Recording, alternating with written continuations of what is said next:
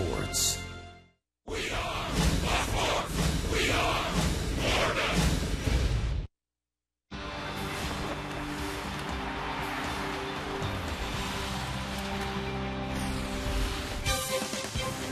In Miami tonight, baseball tonight. Inside Marlins Park, the roof closed tonight on a warm and humid night in Miami. The Marlins have scuffled to a 1-9 start. The Phillies captured game one of the series last night.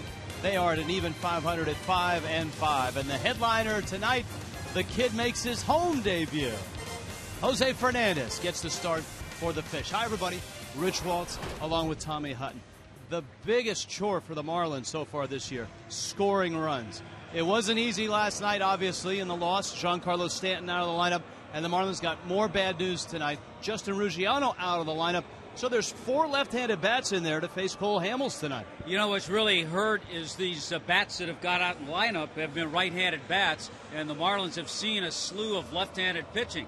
So all of a sudden tonight against a guy like Hamels, a lefty, the Marlins have 4 left-handers in the lineup. This is game 11, 7th lefty they've seen as a starter. Let's talk about the start for Fernandez tonight. He was electric in New York, and he's pitching in front of the home crowd tonight. Boy, it was so impressive at Citi Field when he came out and he retired the first 3 hitters. And then what was even more impressive, in the second inning, he struck out the side.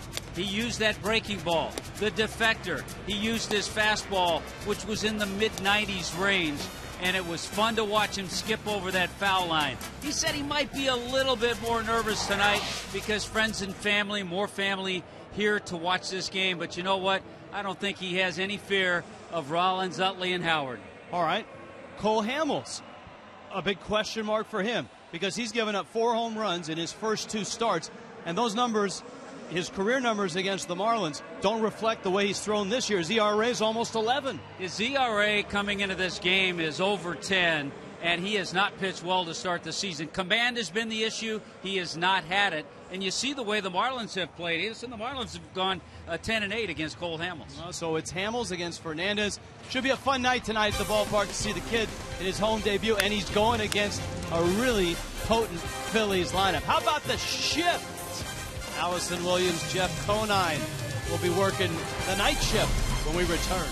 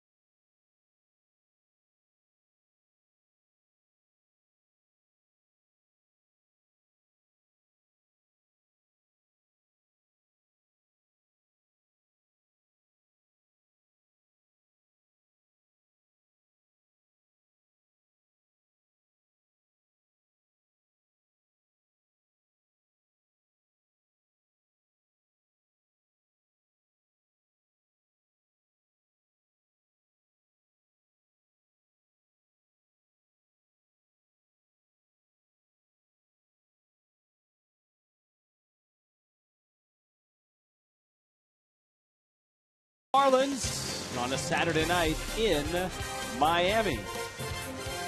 Got a fresh haircut, little visit to Hugo the Barber, and ready to face the Phils and Ryan Howard. And when he faces Ryan Howard, what will the Marlins defense be doing, Allison Williams and Jeff Conine?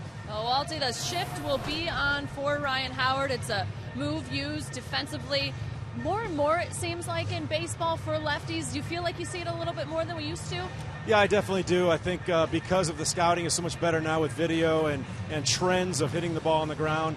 So you'll see what they do with Ryan Howard and others. That Jim Thome was the same type way.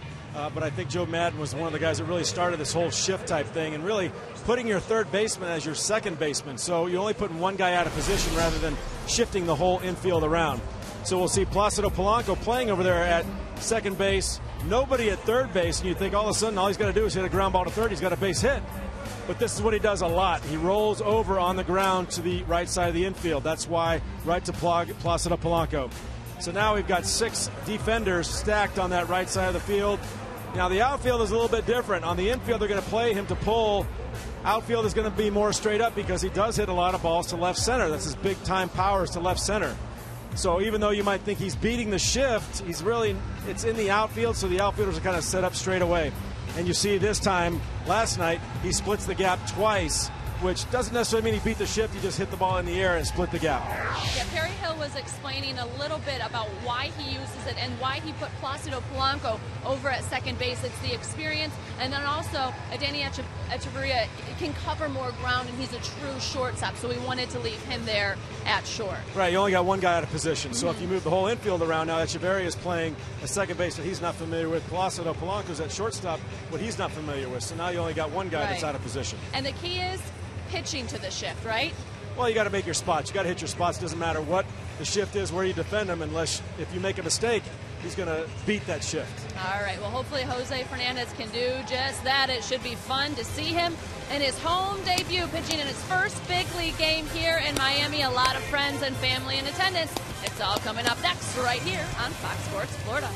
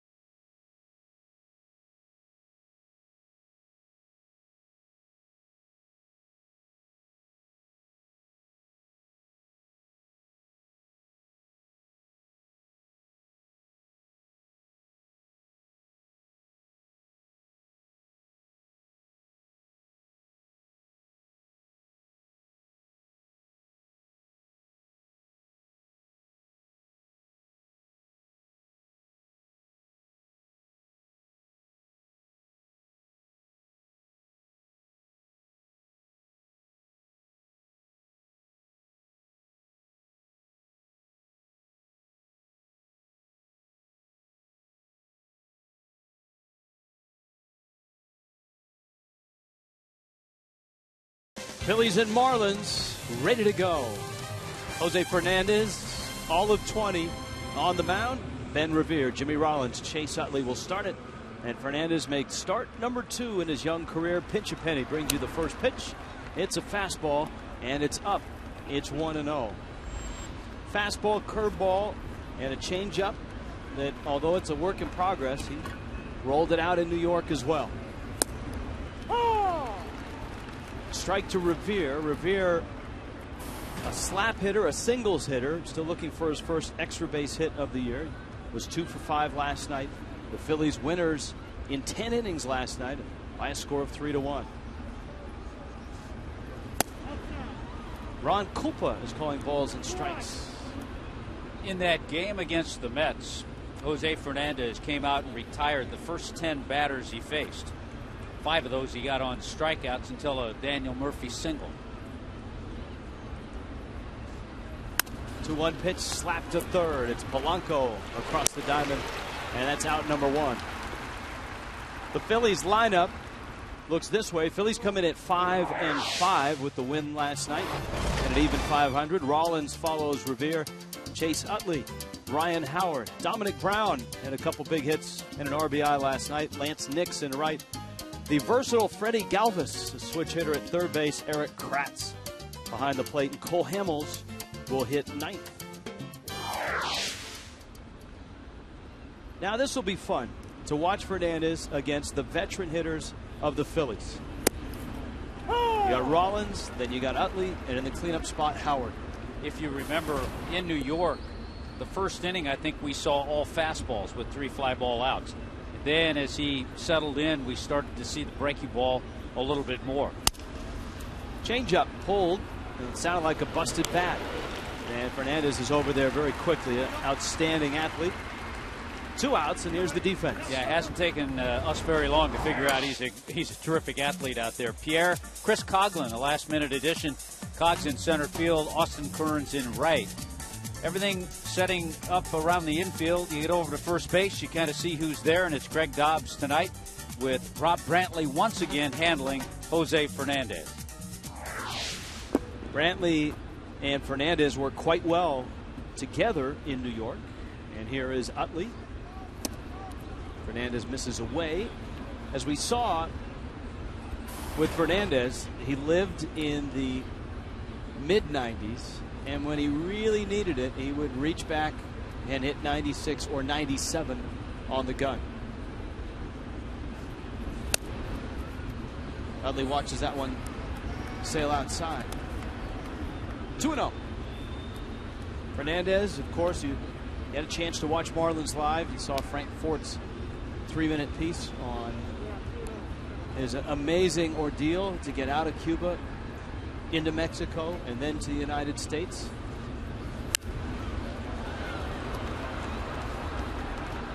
His coach, Orlando Chania. We met him in New York and were able to interview him during the game. He's a guy that worked with Fernandez once he arrived in Tampa at Alonzo High School in Tampa. Chania was there in New York. Has had a great influence on this right-hander.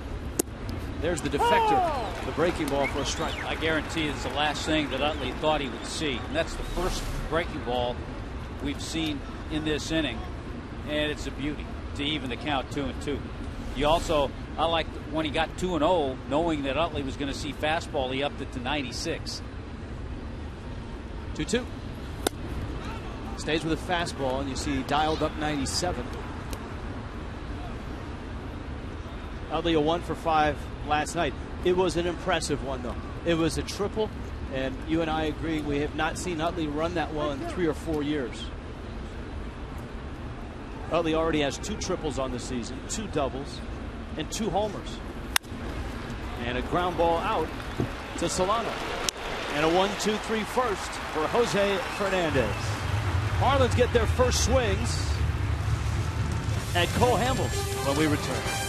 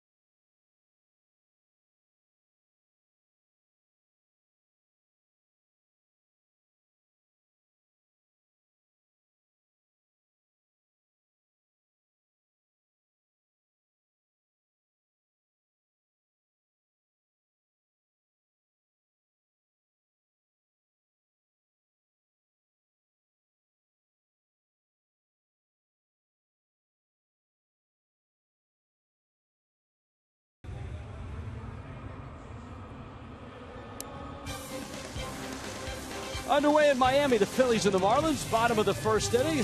Cole Hamels on the mound for the Phils. The Marlins lineup depleted by injuries looks this way. Juan Pierre in left, Donovan Solano at second, Placido Polanco at third base. Greg Dobbs will hit cleanup and play first. Austin Kearns is in right, Chris Coughlin in center, Rob Brantley behind the plate, Adeiny Echevarria is the shortstop, and Fernandez hits ninth. Giancarlo Stanton's MRI negative, sore shoulder. He's out, a tweaked right groin. Justin Ruggiano out. So, Tommy, 4 lefty bats to face Cole Hamels. Yeah, I think an important start for Hamels, as it will be for Roy Halladay tomorrow, both coming off a couple of poor outings. When you see him work that fastball in and out, that means he's going to start putting it together, and that's where he's had his problems. He just hasn't had command. Pierre leads it off, shortens the bunt, and Hamels misses down low at 91 miles an hour. JP 1 for 3 last night. The Marlins have seen a ton of left-handed starters. This is game number 11. This is the 7th lefty starter. And Hamels misses. It's 2-1. Hamels has been lit up in his 2 previous starts. His last start, the Royals got him for 8 runs on 9 hits and 5 2/3. Pierre's fly ball down the line, long run for Brown, and he slides. It's a foul ball. The home run ball has hurt Hamels. He's allowed 4, and in that last outing against Kansas City, he walked 4, which is a little out of the ordinary for him. Tremendous season last year, 17-game winner, and signed a nice long extension too. So the Phillies are locked into Hamels for a while. 2-2. Pierre fights it off and lines it foul and out of play. Yeah, Hamels 6 years, $144 million, and not till 2018. After the 2018 season does that expire. So you're right, he is locked in. 2-2, and he got him. 92-mile-an-hour fastball. Pierre got a piece, and that's it. Check on that defense for the Phillies behind Hamels, brought to you by Cleveland Clinic. Dominic Brown, Ben Revere, Lance Nix in that outfield. Freddie Galvis giving the veteran Michael Young the night off. Rollins and Utley up the middle. Howard over at first, and Eric Kratz is the catcher. Now Solano, an 0 for 4 last night, and Hamels misses away. Donovan in the 2 spot, talking to Mike Redmond about the Marlins' offensive woes, and they're well documented. 10 games, 17 runs. Solano lines it foul. Marlins have hit just 2 homers, and now Redmond does not have at his disposal his 2 best power hitters. Not that they were clobbering home runs, but with Justin Ruggiano and Giancarlo Stanton, you've got guys that are able to hit the ball out of the ballpark. And Redmond, you know, the one thing he talked about is not showing any panic, and you can do that in a lot of ways as a manager. You can do it by yelling and screaming and turning over a table in the clubhouse. He's not done that. He's tried to make sure that he's accessible to everybody, that they see that he's still got their backs. Here's the 1-2 pitch. The other thing, Tommy, he said, is you can't, as a manager, show panic in the way you manage a game, by starting runners that shouldn't be running, by hitting and running with guys that aren't comfortable doing it.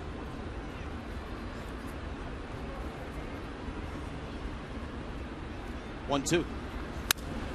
Solano lines this one foul. Yeah, you talked, Rich, about the Marlins' weak offense. They've scored just 17 runs. A couple of teams that are next in line, the Pittsburgh Pirates and the Dodgers, have scored 27, but they've still scored 10 more.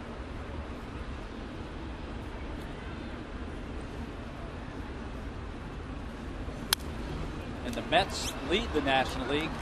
The Mets have scored 65 runs coming into today, and they beat Minnesota 4-2, so they're now up to 69 runs. And Tino Martinez, Marlins hitting coach, continues to work with the hitters. Little tapper Hamels fields his position well, and he makes a nice play. And there are 2 outs, and up comes Polanco. As smooth as Hamels' delivery is, he's equally as smooth coming off the mound. Doesn't panic, picks it, gets himself set nicely to make the throw over to first. In this golden era of Philly baseball, Hamels has been a real key part as Polanco stands in. And Polanco, of course, a Philly for 3 years. He goes after the first pitch fastball, drives it into right center field, and diving there is Nix with a catch. Lance Nix in the gap robs Placido Polanco of extra bases. And Hamels with a rather adventurous 1-2-3 inning. Scoreless.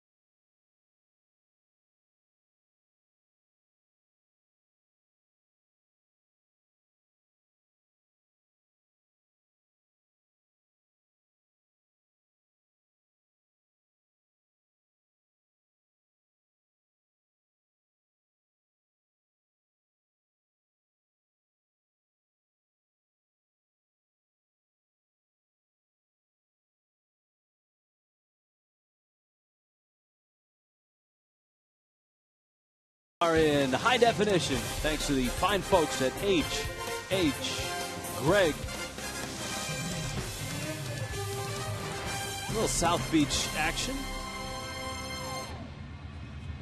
That's a nice look, especially in HD. Keep going, keep going, keep going. You'll get to Joe's.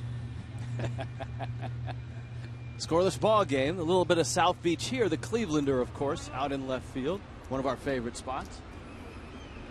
Jose Fernandez gets Ryan Howard, Dominic Brown, and Lance Nix. And the shift is on. Fernandez a 1-2-3 first. All ground ball outs. Howard, a couple of doubles last night.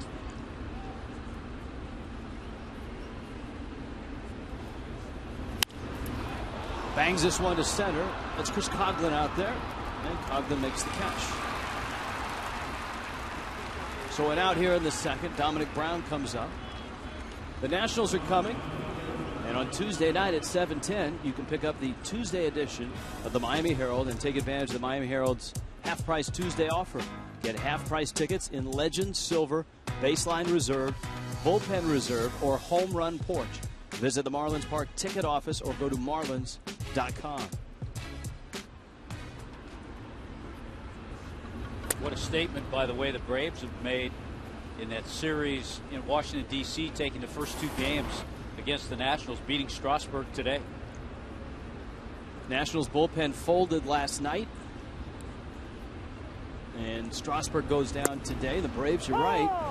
Braves still have only 1 loss. They're 10-1. It's absolutely amazing that the Nationals bullpen is the worst in the National League. Here's the 1-1 pitch. Now, the ERA of the Nationals pen is the highest in the National League. Miami's bullpen had the highest ERA up until a couple days ago. 1-2 to Dominic Brown with Lance Nix on deck. And Fernandez caught a spike as he delivered the pitch, but no worry, the curveball was good enough to get Brown. Boy, he really fooled Dominic Brown, who started to give up on that pitch because he thought it was going to be outside. But it was coming back over the outside corner at the last minute. He tries to get it, and just never got it. Great slow motion look. Here is Nix, who made the diving catch against Polanco, and Fernandez catches the outside corner. Fernandez, in his start against the Mets, retired the first 10 he faced.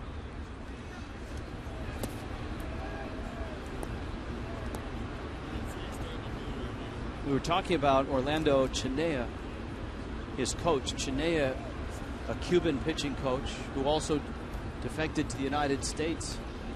In fact, he was on the same boat as Kendrys Morales back in 2008. Here's the 1-1. Right back into center field. That's a base hit for Nix.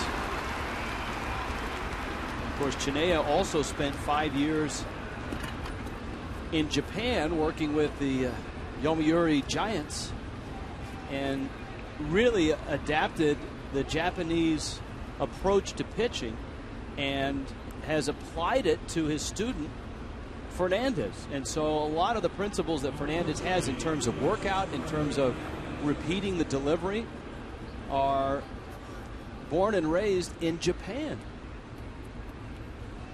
It's an amazing combination. It's amazing that more of that is not put into effect here. Of course, the Japanese pitchers throw a lot more too in between starts. Freddie Galvis now, and Galvis takes a strike. But they usually only work once a week. And that was, I remember reading when Daisuke came over with the Red Sox, it was something he really had to get used to, not used to being in a 5-man rotation. Nix is chased back. It's one of the things that Miami will be very careful with Fernandez this year especially, and that is workload. Innings total.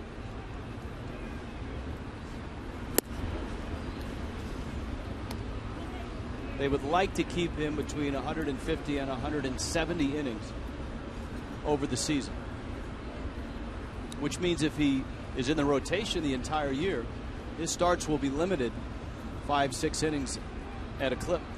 He will be monitored the same way he would have been monitored had he been pitching in Double-A. Ground ball. Solano can't get it into right field. Kearns picks it up. 2-out singles by Nix and Freddie Galvis. And Eric Kratz comes to the plate. If you read Tom Verducci's terrific article in Sports Illustrated about the Tampa Bay Rays and how they develop pitching, the Rays are very strict on inning amount and workload first 2 or 3 years in the system, along with some really other fascinating things that the Rays do. If you're into pitching and you're into baseball, it's an article you should read. The Rays way. But the Marlins will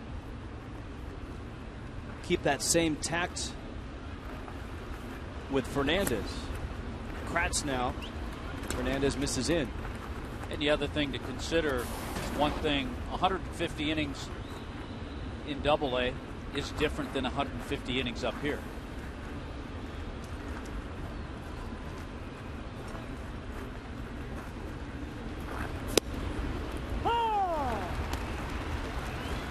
But you get the sense that for Fernandez, whether it's Double-A or whether it's up here, he's all out and he's all in. Over the years, as you've watched many different young pitchers, there are always exceptions. And we talked about the youngster out of high school, David Wright. He was the last pitcher to make his debut, 18 years old. David Clyde. Did I say David Wright? I did say David Wright. Well, I think you were thinking Clyde Wright, who in a roundabout but in way. 1973, right out of high school, David Clyde struck out eight batters. but he went on, and his career was just 18-33. He did not have a good career. He was rushed to the big leagues. That ball to left. Plenty of room for Pierre, who wanders back and makes the catch. And Fernandez leaves a couple here in the second. To the bottom of the second. Miami looking for a run.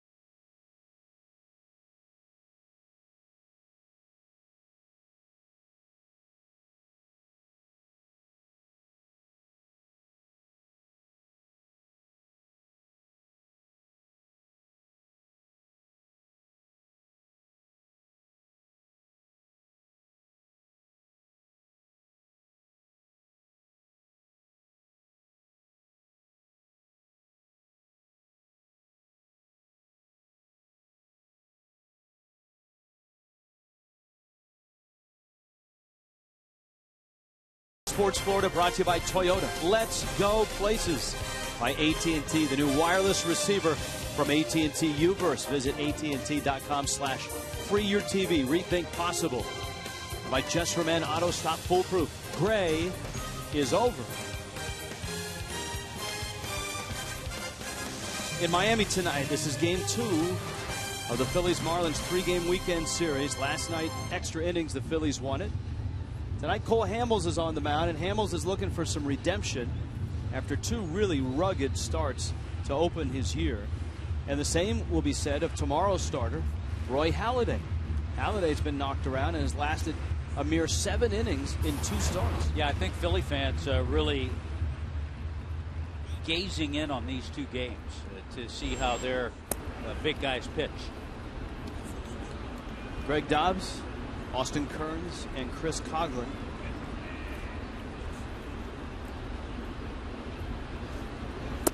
And Dobbs takes outside. Let's scout Cole Hamels. We've done this a few times over the years. Smooth and easy with the delivery. Changeup is nasty, but where's the command been for Cole Hamels?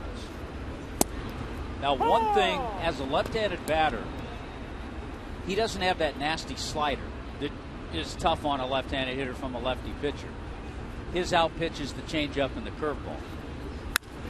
Dobbs hits that one on the nose into center field, and a diving catch there by Revere. The Philly outfield has robbed 2 hits. Nix taking away a hit from Polanco, and now Dobbs barreling one up. Revere got a good jump and closed well. All you can do is take away from those 2 swings, very good swings, but they're frustrating, and they add to the frustration with Polanco hitting his ball well and being robbed by Nix, and Dobbs hitting that one on the nose. Here's Kearns now. Kearns in the starting lineup to begin the night, but had to be shuffled a bit. Once Mike Redmond learns that Justin Ruggiano had a sore right groin and he could not play, Chris Coghlan came into the lineup, but Redmond had to shuffle the order because he didn't want to stack any lefties on top of each other. So he had Dobbs, then Kearns, then Coghlan, but he really can't avoid it later in the lineup when he's got Brantley behind Coghlan. And a liner. Howard takes care of that one. Wow. If you're Tino Martinez, you got to be happy with the approach and the swing. Oh, yeah, the ball Polanco hit the other way. That one hit well the other way by Kearns. Dobbs was into center field. And the frustrating look shows right there on Tino. Now Coughlin.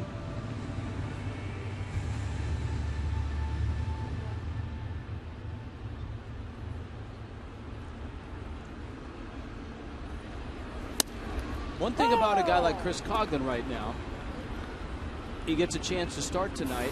He knocks a couple of balls out there for hits. It's a pretty good chance he's in the lineup tomorrow for a team that's looking for offense and a manager that's looking for offense. Now, that being said, he's got to face Cole Hamels. Chris Coughlin could give you that start where you give Juan Pierre a day off, because Cogs could hit in the leadoff spot. He did that so well his rookie year. Good numbers. Those 2 home runs were in 1 game in Philadelphia.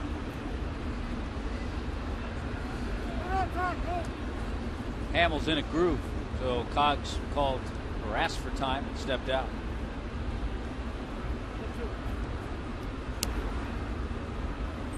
One, two coming. Coughlin just gets a piece. It almost looked like a changeup to a lefty. He's not afraid to throw it to a lefty. Whole question tonight. Your Phillies Marlin killer. Is it Utley? Is it Rollins? Is it Howard? He went around. And Hamels has a 1-2-3 inning with a little help from his friends behind him.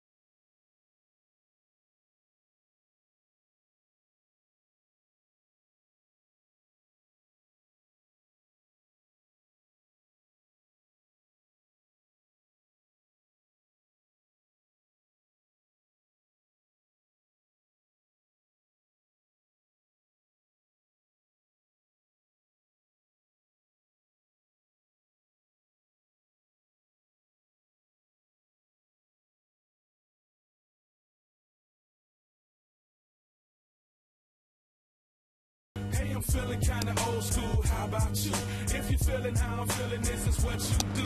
Throw it up, throw it up, throw it up, throw it up, throw it up, throw it up, throw it up. Hey, I'm feeling kinda old school, how about you? If you're feeling how I'm feeling, this is what you do. You throw it up, throw it up, throw it up, throw it up, throw it up, throw it up, throw it up. Hey, I keep it fresh with Gazelle's on, right below the Kango. In Miami tonight, the kid makes his Miami debut. Jose Fernandez has given up a couple of hits, but no runs. And the Phillies and the Marlins are scoreless in the top of the 3rd. Cole Hamels, Ben Revere, Jimmy Rollins. First pitch, ground ball. Dobbs gets a hop, flips, and Fernandez on one pitch gets one out. And we go to Allison Williams. Hey, Dub. Hey guys, Ben Revere coming up to the plate here for the Phillies, and he's been able to establish himself as an everyday player in the big leagues by being a line drive ground ball hitter. Not a whole lot of power for Revere. In fact, he has never hit a home run in the big leagues. Came up in 2010 with the Minnesota Twins. You can see there, 5th on that list since 1960 with 1,031 ABs without a home run. And I talked to him a little bit about it before the game. And he said that when he actually came up with the Twins, he had some power in the minor leagues, so he thought, all right, it'll translate to the big league level. It did not. And they made sure that he hit line drives. If he didn't, if he hit any fly balls, they would send him down and fine him. So he realized real quickly that if he wanted to make it in the bigs, he's going to have to stick to his game. He said, my game is to get on base and let the big guys drive me in. But he does admit he'd like to just get one. He's like, I just don't like that goose egg there. I'd love to be able to get one and kind of get it off my back, but not going to force it. Going to stick to his game for sure. And we saw how effective he is last night, getting on base and then letting those guys score him in that 10th inning. Thank you, Deb. I'll bet you a cheesesteak he hits one before the All-Star break. I mean, he's going to be playing in Citizens Bank Park. Playing in a nice ballpark, yeah. It kind of goes back to the old story. Whitey Herzog had the bet with Ozzie Smith that if he hit a ball in the air, Ozzie had to give him $1, and when he hit a ball on the ground, Whitey gave him $1. That one's on the ground, and it's foul. I remember the first few years of Ozzie Smith in San Diego, he was about a .220 hitter, and he became a better hitter when he got to St. Louis. He got to St. Louis after Gary Templeton endeared himself to the St. Louis fans. That was the swap, right? Templeton for Ozzie. There's the defector. Sharp breaking ball, and Revere goes down. There are 2 outs.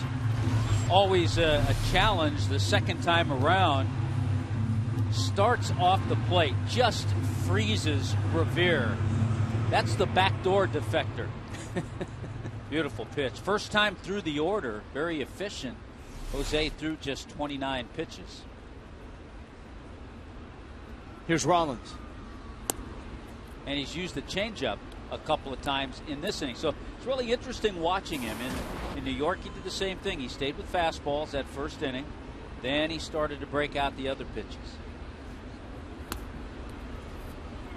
You know, the song that played in that montage leading into this inning with Old School in it, he has Old School in it. Yeah, he does. He is a kind of a throwback kind of guy, the way he competes.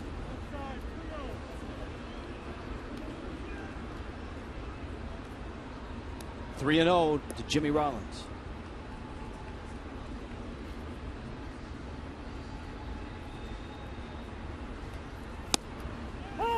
There's a strike for you social media mavens, even Contessa's out there. Now you want to jump in on the AT&T U-verse poll. There's your hashtags. Fernandez misses in. Rollins walks. That is a good poll question because all three of those guys have had success. I'll tell you what, if I were going to pick one, I think I'd pick that guy right there, Jimmy Rollins. Of those three, I mean, they've all had big hits against the Marlins. But that's a good question. I'd go Utley on that one. Our producer, John Solster, would go Howard. That's why I'm saying it's a good question. A diverse question that will, I'm sure, get a lot of diverse answers. Now Utley takes outside. Rollins bluffed. You can see Utley look over his shoulder just to see if Jimmy was on the move. This is what makes Chase Utley so good. He knows exactly what's going on. He's hit with Rollins in front of him before. He knows with 2 outs, you want to allow the guy to try to steal the base, then try to drive him in. Rollins is back. Rollins, and we told you last night, Rollins, Utley are running and running with success. 3 stolen bases apiece, and they have not been caught. Phillies have always been one of the best in terms of stolen base percentage. They were best in the National League in that last year. Not running, and Utley whacks it foul. Yeah, over 400 career stolen bases for Jimmy Rollins, and always a great percentage. You referenced Davey Lopes last night, who was a big influence on his running game and a lot of the other Phillies. Look at that percentage, 83%. He's also closing in on 800 RBIs. And Jimmy Rollins has 194 career home runs.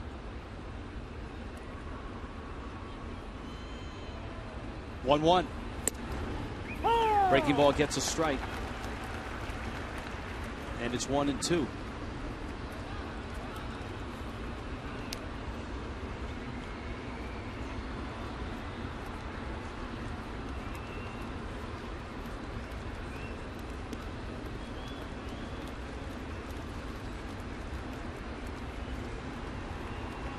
Chase Utley with Rollins at first. And Fernandez goes over.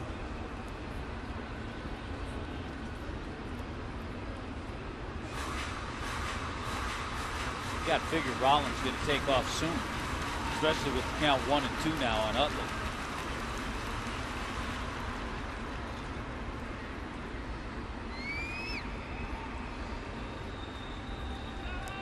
Running on the 1-2.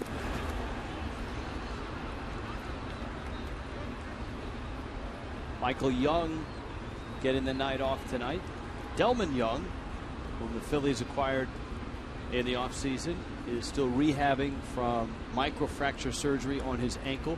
Charlie Manuel's hopeful end of the month they'll have Delman Young in the outfield. The Phillies in the last couple of years have been scrambling to rebuild what used to be a pretty dangerous and productive outfield with Victorino and Worth. Both long gone now.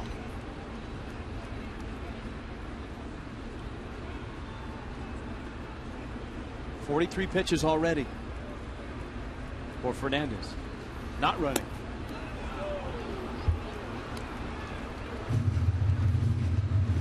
Compared to New York, Tommy Hutt, with 2 outs here in the 3rd. Not quite as consistent. Different lineup. I think a better lineup he's facing here.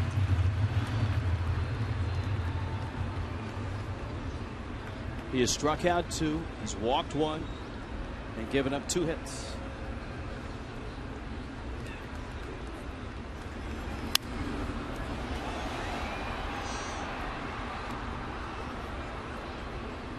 Still 2-2. Yeah, Phillies are making him work in this inning too, and everything so far to Utley has been away.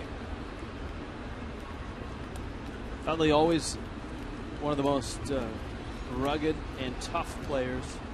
Has played through a variety of injuries in what has been a very, very nice career. He's played through sore groins, shoulders, certainly knees and hips. And when they got a little serious with the knees and hips, that's what put him down. Had that thumb injury back in 2010. Rollins leaning, not running on the 2-2, and Utley a 1 hopper that finds Solano's glove. And it took a while, but Fernandez gets through the 3rd.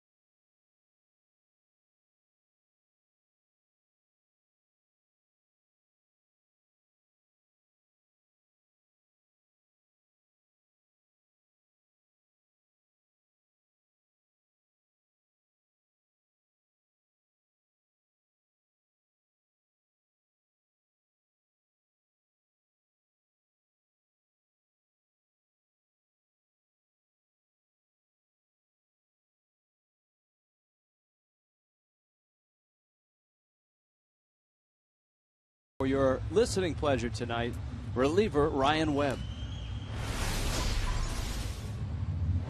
You ever have that feeling somebody's watching you all the time? That's what it is.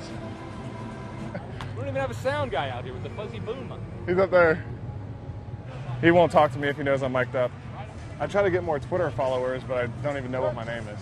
You know what, this girl's not... Love talking while you're over there. That's how I roll, dude. 2-seamers.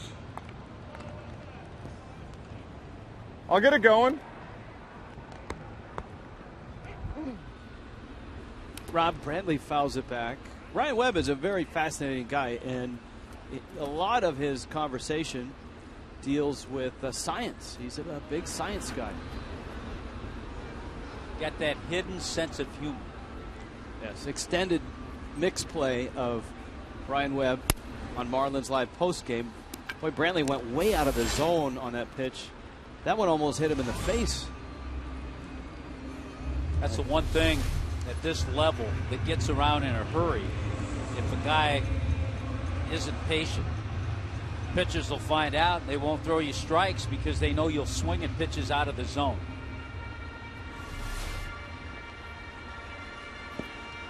Adeiny Echeverria.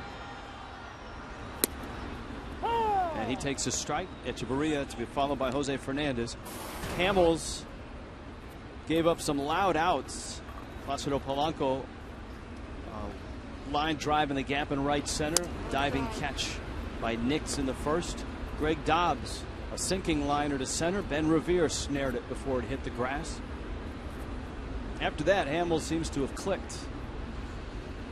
He struck out the last two he's faced, and he's out in front of the Marlins rookie Cuban shortstop. Talk about a struggle, and it doesn't get easy against Hamels. The Marlins on this homestand have only had one multi-hit inning. Only one inning where they've gotten more than one hit. And there's a group of hitters on this homestand as well, Tommy, that have just had a really rough go of it. Juan Pierre is now 1 for 15. Greg Dobbs is 0 for 12 on the homestand. Echeverria coming into this at bat 0 for 16 on the homestand. So there's 3 or 4 hitters in the lineup that just have struggled.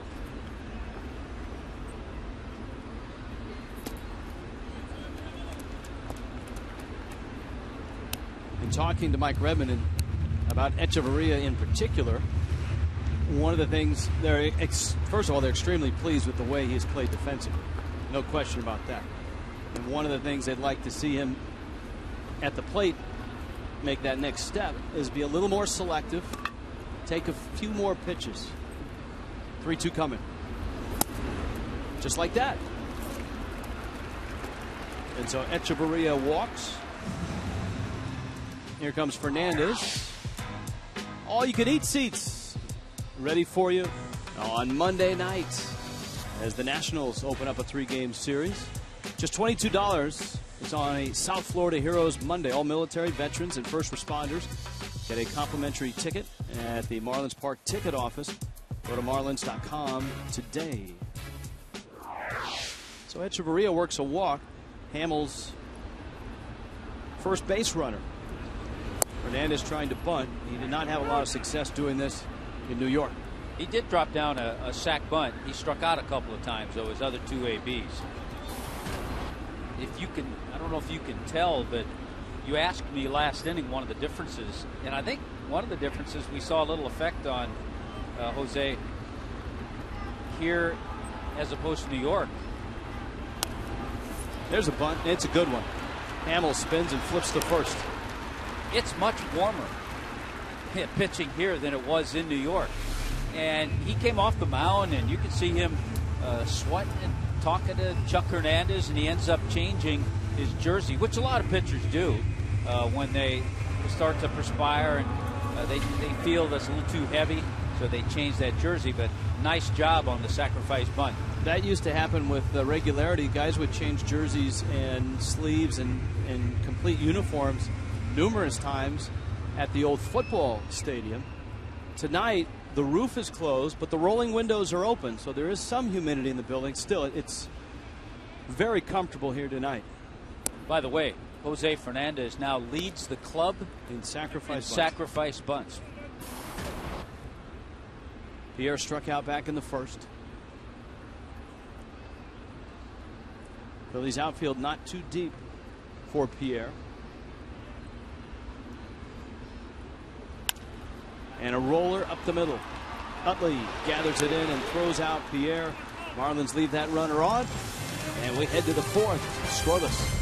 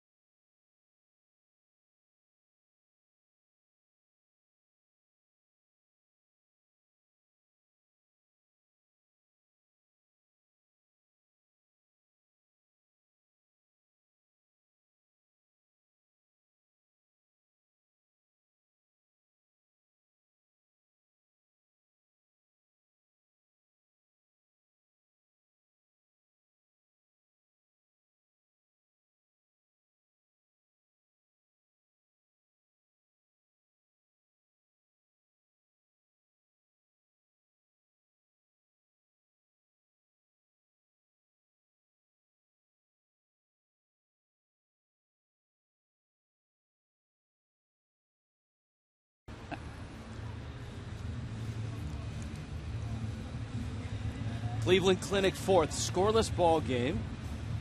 Marlins and Phillies. That's the taste of Miami out there. That's where you get the good Cuban sandwiches. And we decided to start our own promotion, Tommy. When Jose Fernandez starts, it's a Cuban sandwich night, and that's what's left of ours. Oh, yeah, we had a lot of sections. I like the way they sectioned it off for us, but there are only a few remaining. So they were delicious. Now we have to mention that not only did we have a few, but Sarge came from Phillies television. Yeah, Gary Matthews came next door and said, "What are those things?" Right. John Sulsa, our producer, had an opportunity to dip into the sandwiches. Ryan Howard, there's the shift. And a flip to first from Solano. 1 pitch, 1 out. Fernandez could use a low pitch inning right now as he gets to the fourth. And he's closing in on 50 pitches. If you were with us on Marlins Live, Jeff Conine talked about that shift and how most of the time the reason teams do it, when Howard pulls the ball, it's on the ground. A lot of balls he hits in the air, he'll hit the other way, find the gaps. But when he hits the ball on the ground, generally he pulls it. Conine very artistic on the telestrator for that segment. I think it's a big improvement in Niner this year, the artistic ability on the telestrator. It's one of the points of emphasis we had in the spring, right, Allison? Yeah, guys, then you mentioned Niner talking about the shift. I also had a chance to chat with infielder coach Perry Hill, and he explained a little bit about how the Marlins implement the shift. You've got Dobbs on the line playing to prevent the double. He likes Solano playing deep there to cover more ground, and then he moves Placido Polanco third base over to second because Polanco has played second base. He has more experience than Danny Echeverria, so he's able to play it more comfortably. And then he pointed out, too, like you guys said about the ground balls versus fly balls, if everything goes as planned, Howard's not going to hit any ground balls over to the left side. So Echeverria is good there to cover the area, and then if it's a fly ball, you're covered with the left fielder. So it's interesting to talk to Perry. Of course, he's on his perch, marked off. He puts the white tape down where it says Bone, his nickname, and make sure that he can kind of oversee everything with or without the shift. Thank you, Allison. Jose Fernandez dispatches Dominic Brown. Third strikeout for the 20-year-old. Little fastball paint there on the inside part of the plate, moves it back. Good job of framing the pitch by Rob Brantley, and an excellent pitch by Jose Fernandez. So he's got his 2 quick outs. 52 pitches in. Lance Nix pops it up. How about that? 7-pitch inning for Jose Fernandez. Scoreless in the fourth.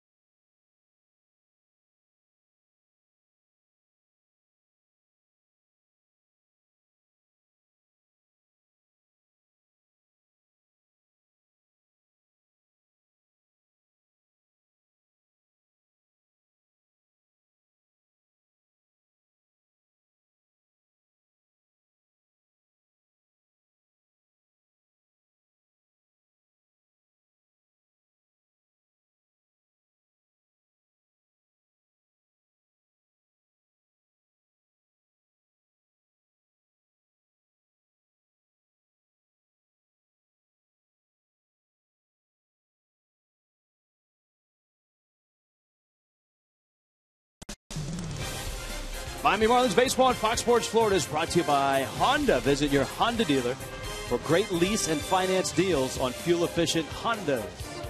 And by Checkers. Feast on. Marlins Park all lit up. Cleveland Clinic, 4th inning. Scoreless ball game. Marlins are without a hit. Cole Hamels gets Donovan Solano, Placido Polanco, and Greg Dobbs. Polanco and Dobbs both robbed of hits their last time up. And Hamels misses low and inside. He has walked a man. Solano on a little tapper out in front of the mound. If you've just joined, Giancarlo Stanton's MRI negative, sore shoulder, day to day, not in the lineup tonight. Justin Ruggiano, tightness in his right groin, and he's out. Not clear as to whether either are available to pinch hit, but I will tell you this: if you're Mike Redmond and you're a rookie manager and your ball club's 1-9, having to go into a game against the Phillies with 23 men on your roster, if those two guys are not available, it really limits what you can do. You have to assume that Giancarlo, because of the shoulder, it's going to affect his swing, so it would be hard for him to loosen up and pinch hit. You have to assume he isn't available. Oh, another line drive. Good swings tonight, just can't find holes. And the same would be, it's a little different with Ruggiano. Sometimes a slight growing pull can affect your swing. Obviously, it would affect him running. So, again, you assume that he might not be available, too.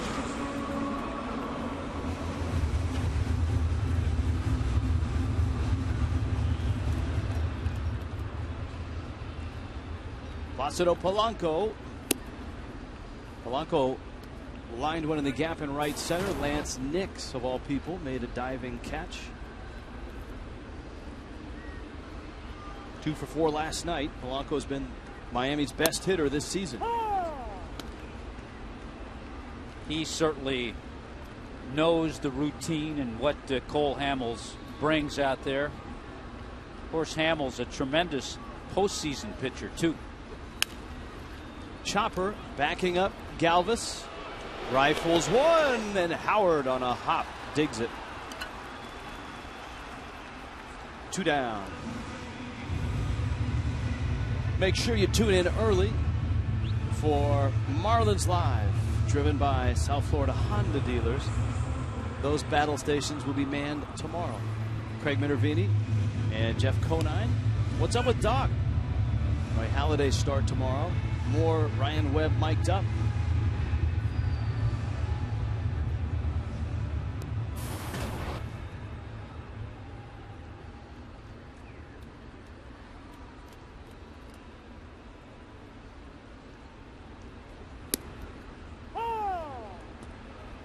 Dobbs takes a strike. Takes a first pitch changeup for a strike. Dobbs lined it to shallow center. It was Revere who made a diving catch. There are some who will say that a first pitch changeup isn't a good pitch because what are you changing up off of? Because it's the first pitch you see, but you know it looks like a fastball, so a lot of guys will just roll over on it. Dobbs sends that one just foul down the right field line. Counts 1-2.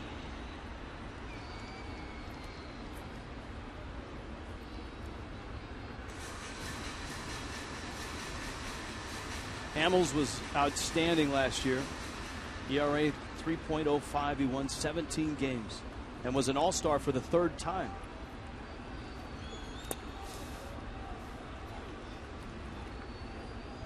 You talk about certain numbers. This one jumped out to me for Hamels last year. He went 6 or more innings, 28 of his 31 starts.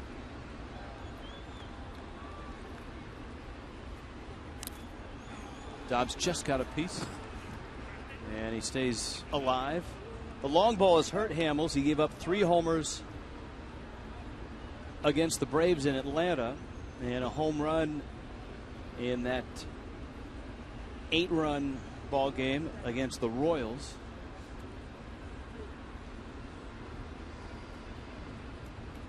Braves hit a couple of home runs in their win over the Nationals today. Evan Gattis again. That one fouled at the plate. Yeah, Gattis hitting his off Strasburg. And so Atlanta is now 10-1. Washington is 7-4. The Mets and the Twins playing in chilly Minneapolis, where the temperatures around game time were in the mid-30s with a wind chill down into the 20s. But it's not snowing. Look on the bright side. And the Mets beat the Twins 4-2. That's a final now. So the Mets are now 7-4.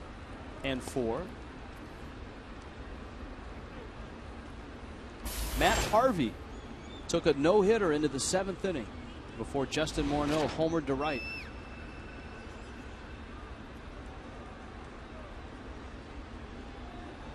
Harvey's now 3-0 with an 0.82 ERA. He's given up, Rich, just 6 hits in 22 innings this year. 25 strikeouts in those 22 innings. So Matt Harvey, just tremendous.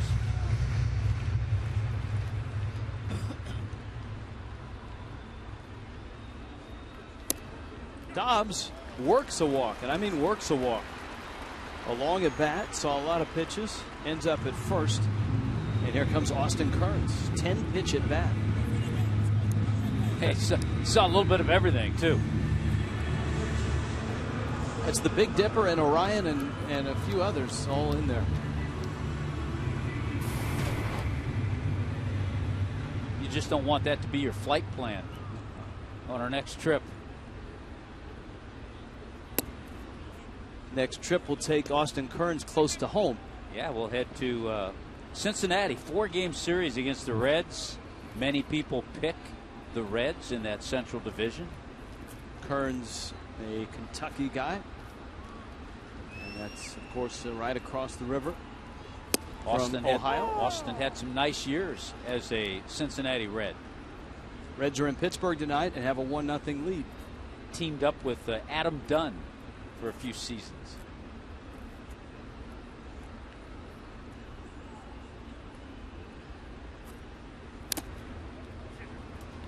Kearns fouls it.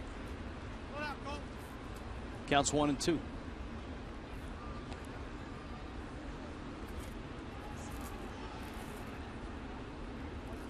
Kearns getting the start in right.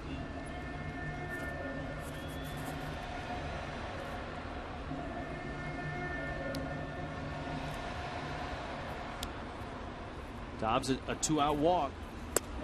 That's all that Hamels has given up. It's a pair of walks, no hits.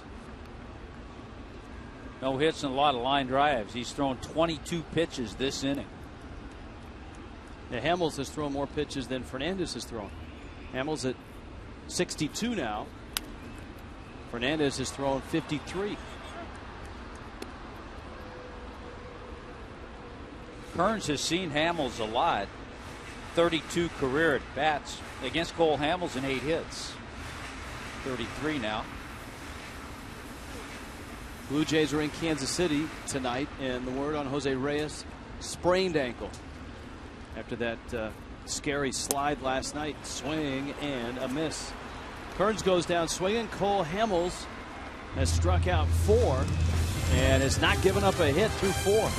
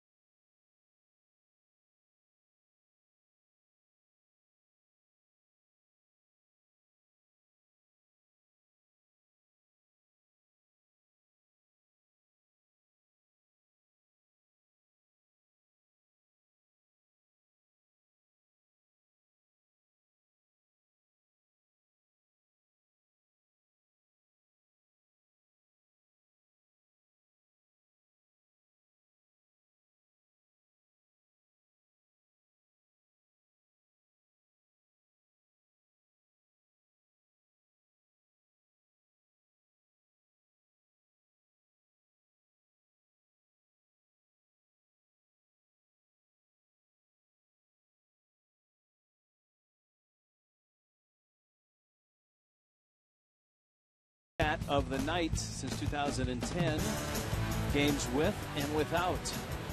You can see the runs per game, minimal change, but the presence, and I think especially on this team. You think about Stanton, his first few seasons, he had guys around him that helped pick up the slack when he was gone. On this ball club, once he exits the lineup, there's a huge void. You know, it's very easy to say, well, he doesn't have a home run, he doesn't have an RBI, but there's just something, and John Lannon mentioned it before the game last night when he found out that Stanton wasn't in the lineup. He said that made a world of difference to him as to how he was going to approach things. Freddie Galvis, Eric Kratz, Cole Hamels, back to Jose Fernandez, who has looked sharp. Not nearly as overpowering as he did when he struck out 8 Mets in 5 innings. Here he enters the 5th, and he has struck out 3. Charlie Manuel talking to you and I about Freddie Galvis. He wanted to get him in there. It allows him to give Micah Young a little time off, but he likes what Galvis can do. He can play short, he can play third, he can play second. He's a switch hitter. Galvis knocks one down the left field line. Fine catch there. Look at that. Ball kid making friends. Made a nice play. I like the way he briefly checked right there as he caught it. He's just making sure that it wasn't playable or catchable for Juan Pierre. It's just out.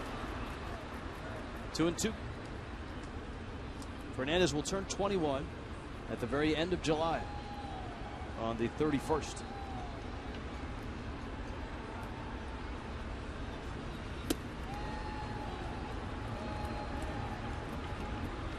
It's amazing if you had a chance to listen to his interview on Marlins Live talking about spending time in jail when he was 15.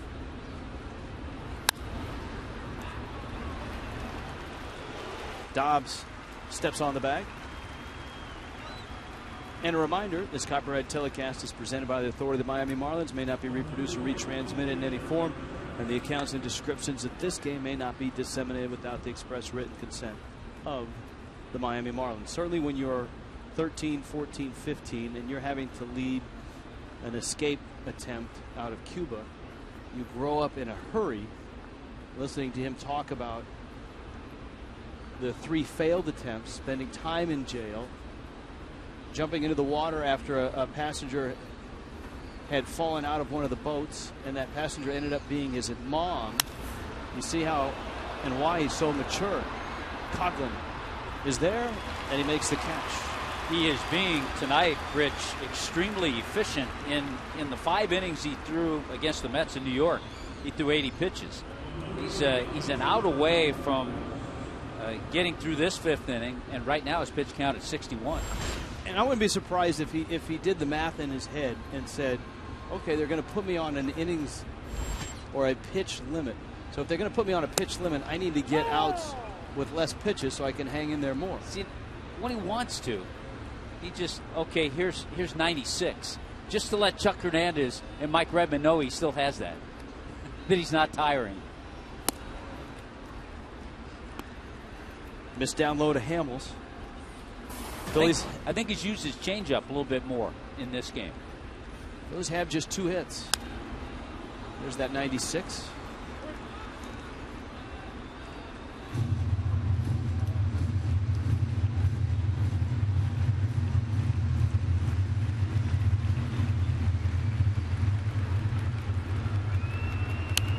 One-two breaking ball. Hamels got a piece of it.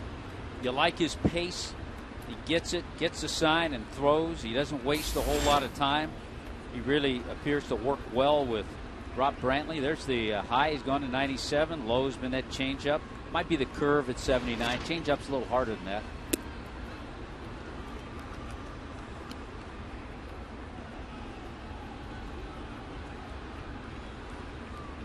Two and two.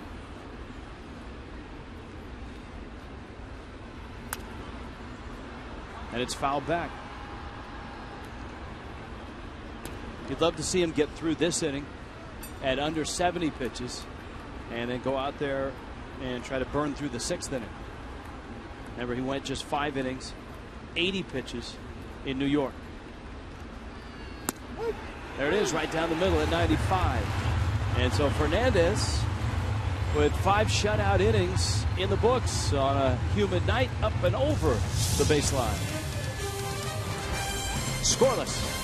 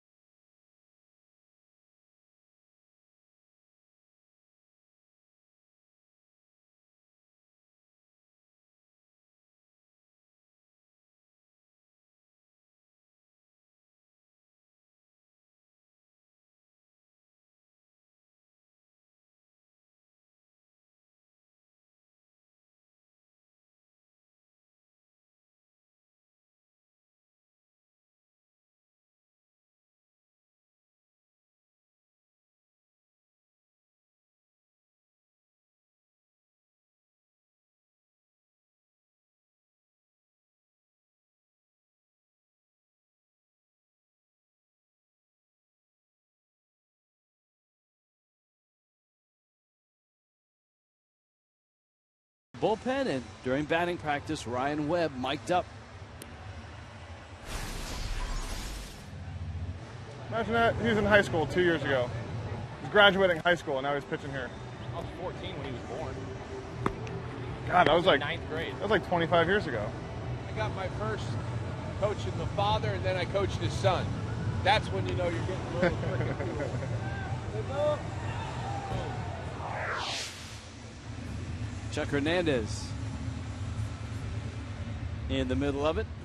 Yeah, he's a part of this club. And bullpen, you heard Ryan Webb mic'd up talking about where he was when Jose was in high school over in Tampa.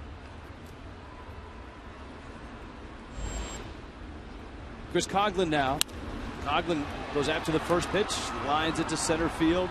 Revere is there, makes the catch. Cole Hamels hasn't given up a hit, but he's given up some balls that have been hit hard. Polanco, Dobbs, Kearns, Solano, even the ball Coughlin just hit was hit with some authority. Well, we talked about Hamels with his postseason success, 7-4 in 13 postseason starts, and of course in 08 in their championship run, he was the MVP of the Championship Series and the World Series.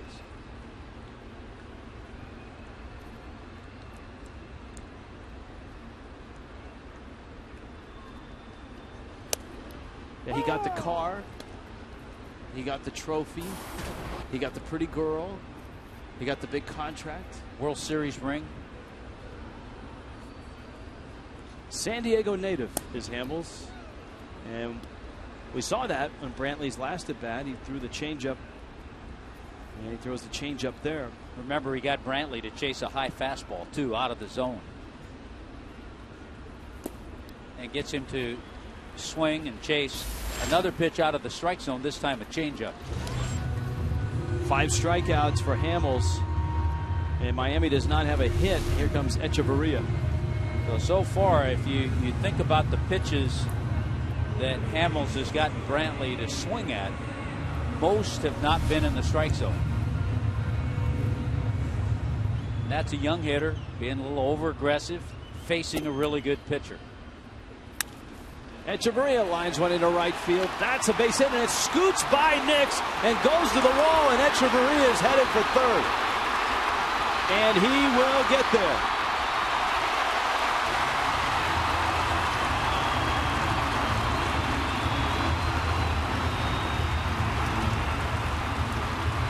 And so the first hit is a triple with 2 outs in the 5th. A lot of the players have been telling us how quick this grass is, and it's a great indication on the way that ball scooted by Nix. The Marlins with their first triple this season as a team, and Echeverria snapping an 0 for 17. That ball quickly got by Nix, and Etch was on the move. Good swing. Watched him during BP, Rich, and for some reason he just looked like he had some good swings. Now Jose Fernandez with 2 outs and a swing and a miss. And Fernandez knows that his ball club isn't scoring him any runs. So here's his opportunity with 2 outs in a scoreless game in the bottom of the 5th.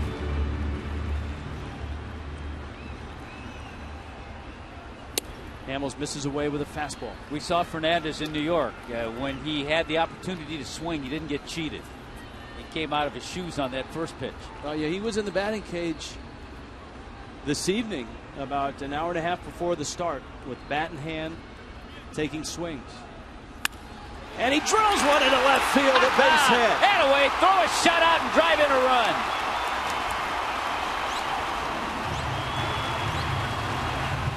And it's 1-0 Miami. Well, let's see. He gets his first Major League hit, his first Major League RBI, and he puts his club ahead. Nice 2-out rally. You can see the emotion bubbling up for Fernandez. High fastball, and he stroked it. That's why you want to come out and see this kid pitch.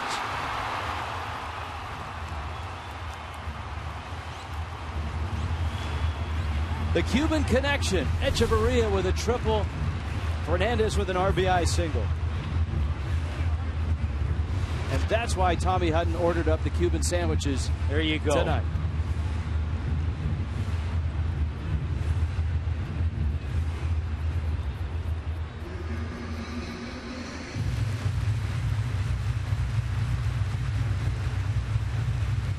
Though a little difficulty in putting the coat on.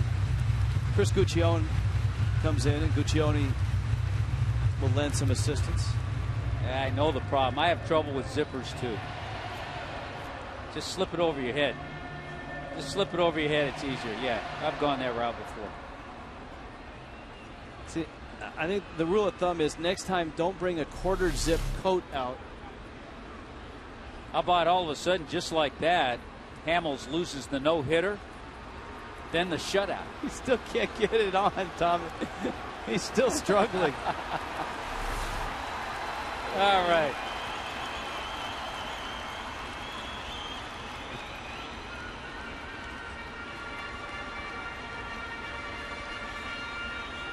But Miami has a lead, and it's Fernandez himself that does it. And here's Pierre.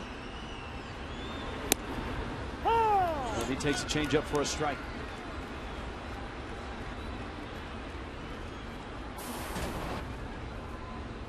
Both teams with just 2 hits now. Pierre, a ground ball. Howard has it, and he'll step on the bag. What a night for Jose Fernandez. 5 shutout innings, and his first big league hit, and it's a big one. It gives his team a 1-0 lead.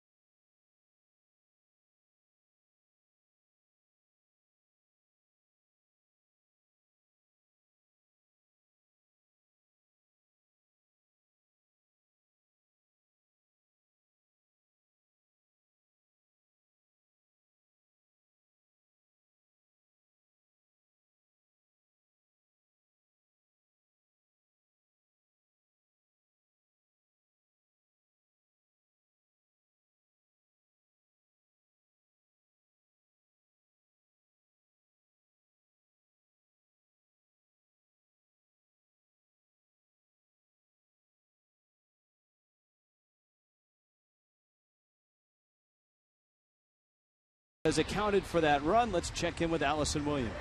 And Rich, you saw the emotion from Fernandez when he came off the field after hitting that RBI single. First big league hit for him. You saw the emotion when he reached base, and then when he came off the field, it was a pretty cool sight as well. All smiles, and the entire crowd here behind me, a big smile for him, and then the entire crowd on their feet, clapping, giving him a nice round of applause, and a lot of high fives to greet him. You see him kind of salute and wave to the fans. He was all smiles, a lot of high fives. And you can tell he's just really enjoying himself and feeling pretty good right now, as he should be. And there's his family, Orlando Chinea, with the Cuban hat on. His father there in the tan shirt. I tell you, this is a really important inning, too, because of all that emotion with the base hit to put his team ahead, his first major league hit. His struggles putting the jacket on. Now he has to go back out there and go after this lineup for the third time around. The first time around, the Phillies got a couple of hits. He threw 29 pitches. Next time through the lineup, they did not get a hit. He threw 39 pitches.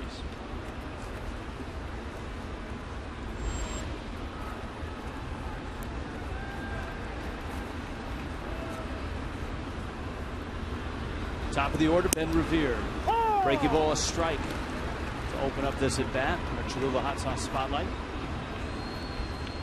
Prep baseball and football star growing up, signed to play baseball at the University of Georgia before the Twins selected him in the first round. He got jammed. Fernandez snares it, and an underhand flip, and there's one out here in the sixth. With the Marlins on social media, there are several ways to connect with Marlin fans just like you. Go to marlins.com/connect for a full roster of Marlin players on Twitter and all the official Marlin accounts on Instagram, Twitter, and more. Share your Marlin memories all season long. Hashtag Let's Go Fish. Boy, the other thing that you have to just try to let sink in. You heard the guys in the bullpen talking. Yeah, a couple of years ago he was in high school. Last year, Jose Fernandez started the year in low A in Greensboro. Went 7-0 there with a 1.59 ERA. Moved up to Jupiter, the high A affiliate of the Marlins. Went 7-1 with a 1.96 ERA there.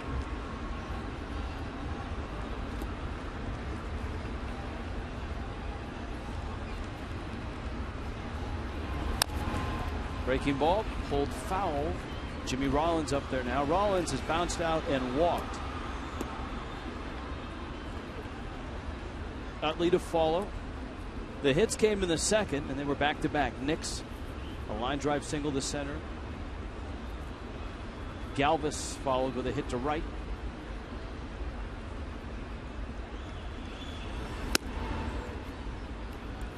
And still at 96.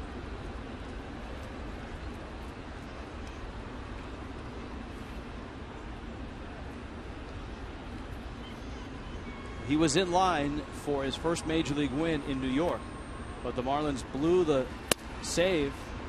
Steve Cishek coughed it up in the ninth, and so Fernandez got a no decision here. Obviously, if he leads with the lead, he'll be back in that same spot. And he misses away. He walks Rollins, and Tommy, he's going to be in that position all season long. You would expect with a close watch on his workload. There are going to be plenty of nights where he'll go 6 innings, lead with a lead, and he'll cross his fingers that the bullpen can keep that lead. And you hope things turn around for the offense and they can build up a little better lead for him. Right now, he had to deal with Jimmy Rollins back in the third inning. Rollins, when the inning ended, was still at first. But you have to believe here he's thinking about getting into scoring position. Utley takes away. Twice Utley has bounced to Donovan Solano.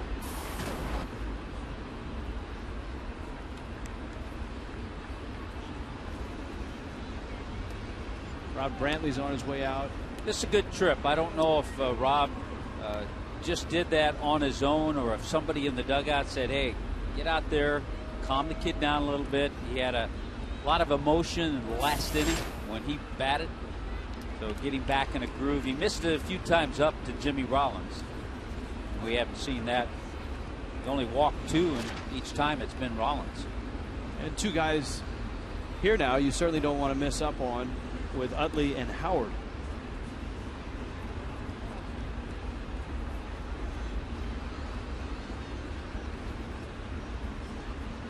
Rollins back with a dive. Watching him, he's got a good delivery to the plate and a quick move to first base. And it's one of the things Rollins is probably trying to get a read on him, having never seen him before.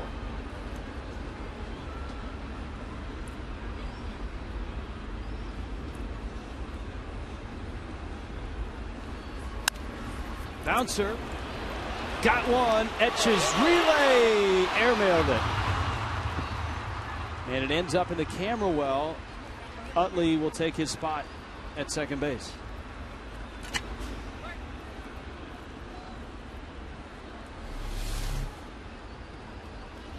Rollins with a good slide. Yeah, he came right underneath Echeverria, who, with that throwing error, that's his first error of the year. He's been so solid out there, but you credit Jimmy Rollins on the Phillies side for making a good, clean, hard slide, upending Echeverria a little bit. And one of the things it does with Utley out at second, it prevents the Marlins from going the full Monty in terms of the shift. They got back-to-back left-handers because you have Howard here, and guy who swung the bat pretty well. He did so last night. And so far tonight, Brown has struck out twice, but you have another left-hander behind Howard. Marlins do have Donovan Solano way out on the outfield grass. Now Echeverria is behind second base. And Fernandez trying to get through this inning at 96. And more than likely, this will be his last inning.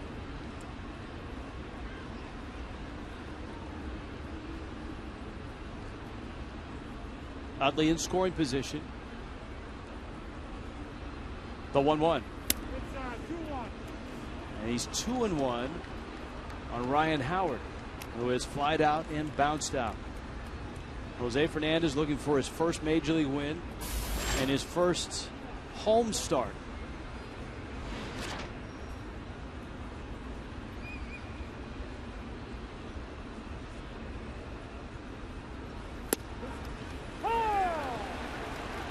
He admitted that he might be a little more nervous tonight because of the start being here in Miami.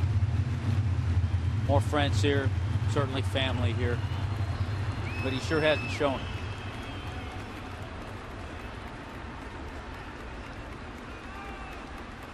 it. Two coming.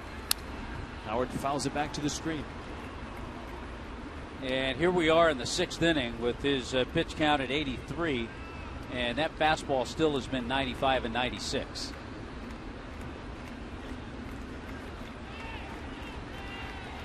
Fernandez himself has knocked in the only run.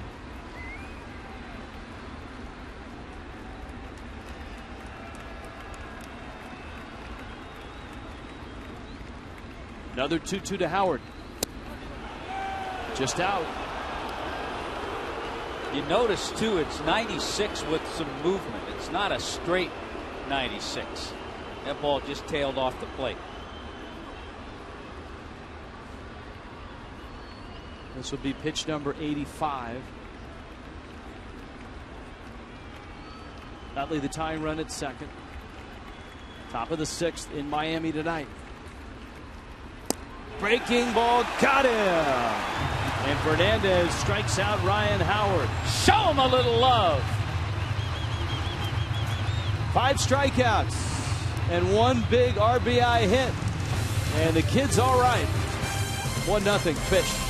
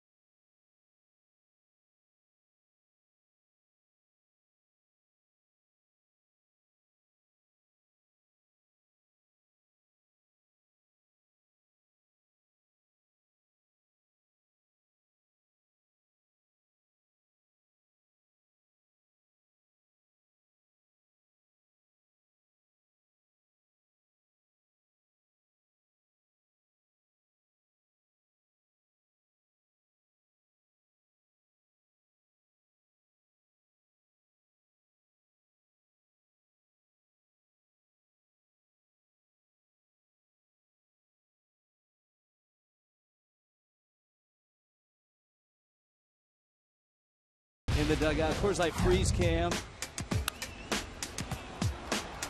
This, the diving catch by Lance Nix. Brought to you by Frost Brewed Coors Light.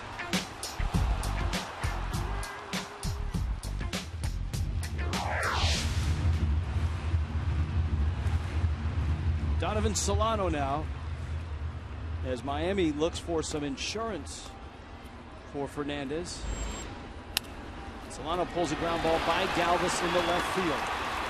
Miami has their 3rd hit of the night. Boy, just putting back-to-back hits together in the 5th inning was monumental. As you pointed out, the Marlins had done it just once on this homestand. Only the 2nd time on the homestand the Marlins have produced more than 1 hit in an inning. And they have an opportunity to do it here, too, with the leadoff single by Solano.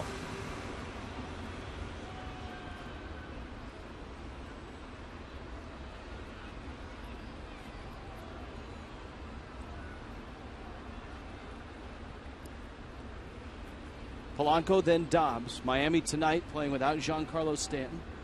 Chuck Hernandez over for a chat. Playing without Justin Ruggiano. An offensively challenged team already. And the only guy to drive in a run tonight is a 20-year-old rookie pitcher in just his 2nd game in which he was able to hit as a professional. In Single A, the pitchers do not hit. Not till you get to Double A do National League affiliates let their pitchers hit. And so his first Major League start was the first game he got to hit as a pro. Tonight, a sacrifice bunt and an RBI single with 2 outs. There would be a more impact on that story, though, if he wasn't in high school 2 years ago. That's true. He's not that far removed. That's good. Trying a little something. Solano will steal it. Polanco swings through it. Did he foul it? Time was called. And no, I don't think so. Yeah, Solano's going to stay put. Solano was on the move. Hit and run was on. It was not a good pitch for Polanco to have on a hit and run, but by swinging, he distracted the catcher, and all of a sudden, Solano's in scoring position. And now the count's 1-2. Polanco's lined out, bounced out. Hamels is 78 pitches into his start. Even with 2 strikes, by the way, Rich, Solano's going to try to get over to 3rd on a ball that Polanco hits to the right side. A lot of hitters with 2 strikes may not think that, but I guarantee you Polanco's thinking about it. Well, Hamels was thinking that too, because he put that pitch in on his hands.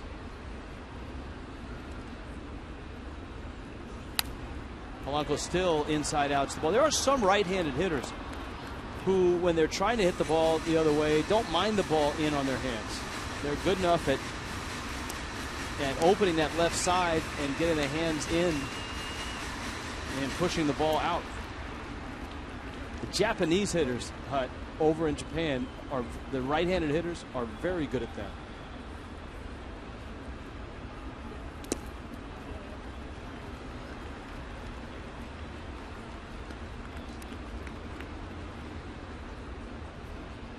Full count, 3-2. There's Solano. Boy, every run feels like it's 3 or 4 runs for Miami. And if they could score this one.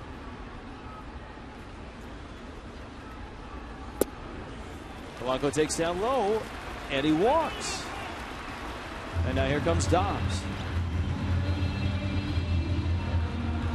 The Phillies bullpen is quiet.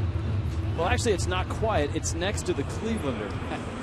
But no one is throwing.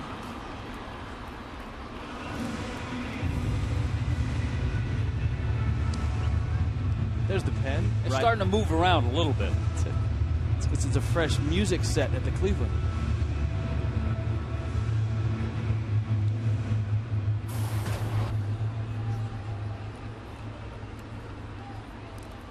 Dobbs. And he takes a strike.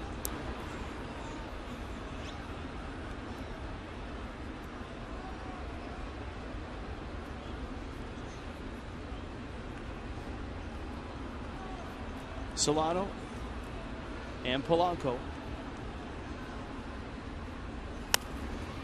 Dobbs hits one in the air, pops it up.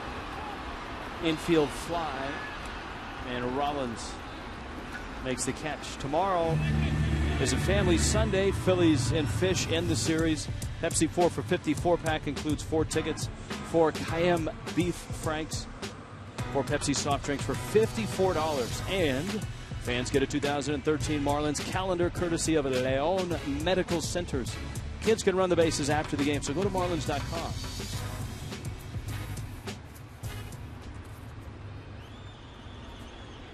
Kearns has lined out, struck out.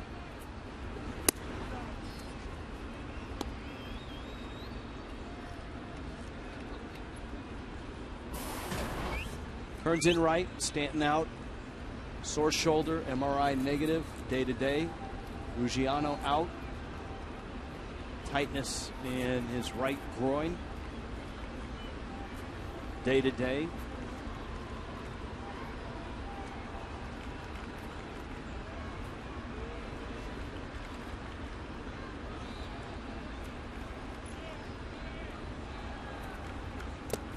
Hamels has done one thing that he was not able to do in his first 2 starts, at least so far. He's kept the ball in the ballpark. Given up 4 homers in 2 starts. Of course, the Marlins have only hit 2 home runs all year and have not homered on this homestand.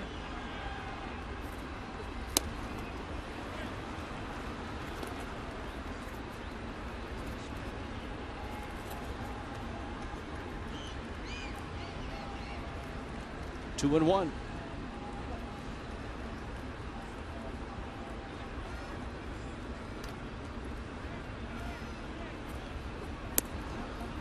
And it's low. And Hamels, who walked Polanco. Polanco's not an easy guy to walk. He usually puts the ball in play at some point in the count. Hamels has gone 3 and 1. Coughlin's on deck.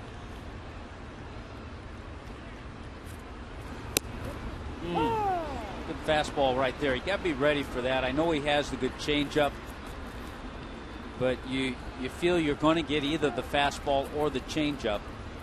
And Hamels just went. Now you can get either, and you have 2 strikes on you. It's a different story. 3-2. Kearns a ground ball. Galvis to his left. Utley has it. Quick turn and the double play. 5-4-3. Double play. Hamels gets out of the 6th. Miami's lead is 1-0.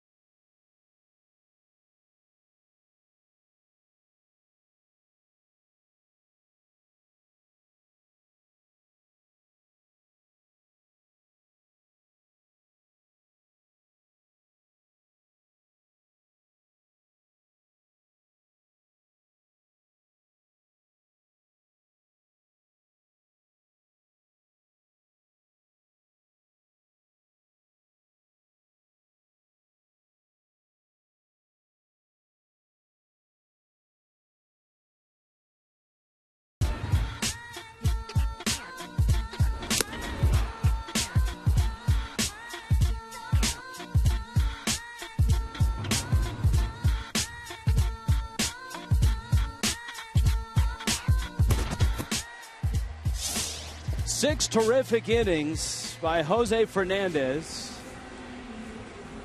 along with a cast of characters, and many are up in the Budweiser bow tie bar.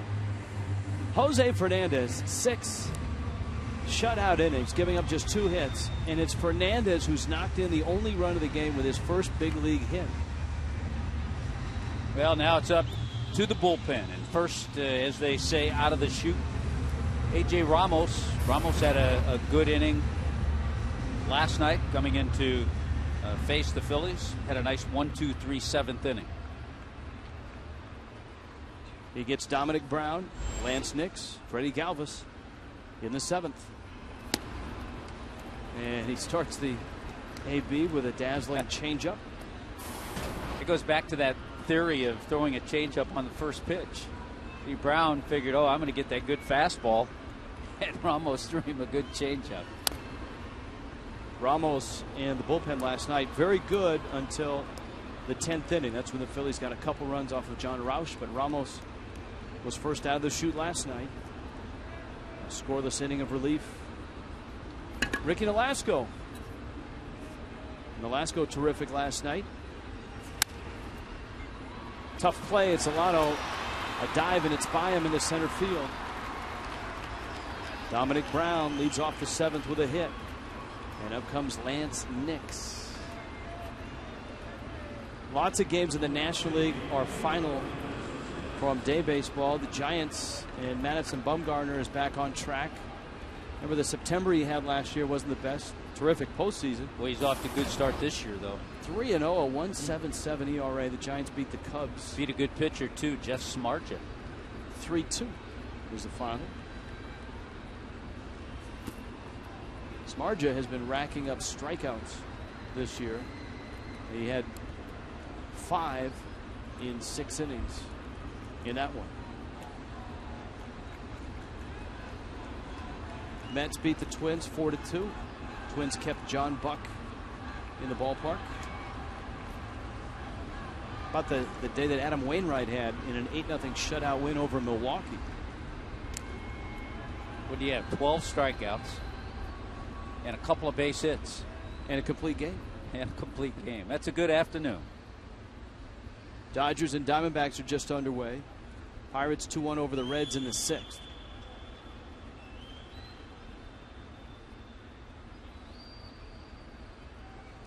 Nix takes away.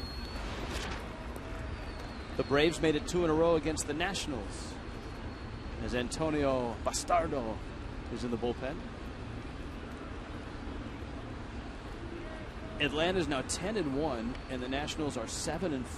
Tim Hudson beat Steven Strasburg. Craig Kimbrell has 6 saves already. Well, a couple of big errors.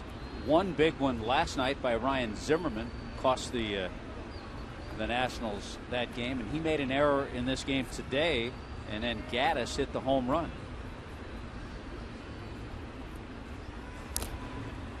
Fouled at the plate. Yeah, Gaddis, a 2-run homer. Danny Espinosa homering for the Nationals. By the way, Rich, if you're Mike Redmond right now, this is you're thinking ahead. A manager has to think ahead. He would love for Ramos to get through this inning. He'd love to have Mike Dunn face the lefties coming up in the 8th if it gets back to the top of the order. Guys like Revere, and then the switch hitter Rollins, and then Utley, Howard, and Brown. But for that to happen, he needs Ramos to get through this inning and get through it. And not have to use Dunn in this inning. With some punctuality here.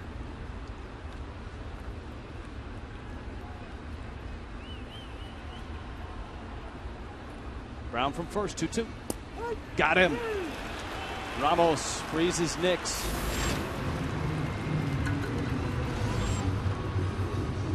So many times we've mentioned it with A.J. Ramos. He can get you with a changeup. He can get you with a curveball like that pitch. His fastball is in the 90s. He's got a good assortment. That breaking ball is a terrific pitch for him. Because as a closer, a lot of times guys get locked into just 2 pitches.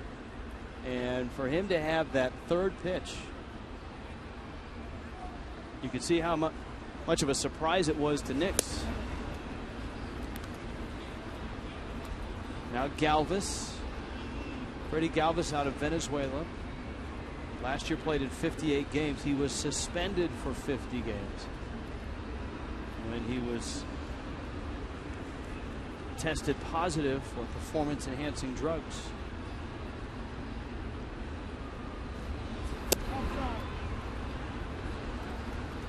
Good job, I think, tonight by the home plate umpire, Ron Kulpa. And here is the aforementioned Mike Dunn getting ready. He knows the scenario.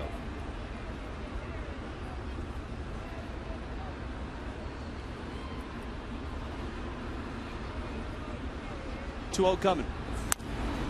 Bouncer.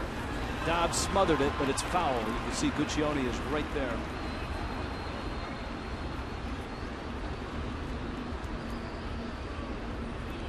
So they count at 2-1. Miami trying to win just their second ball game of the season.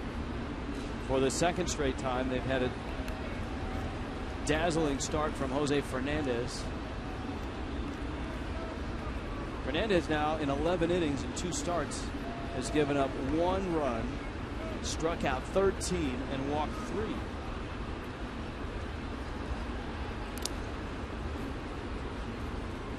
With a nice nifty earned run average of 0.82.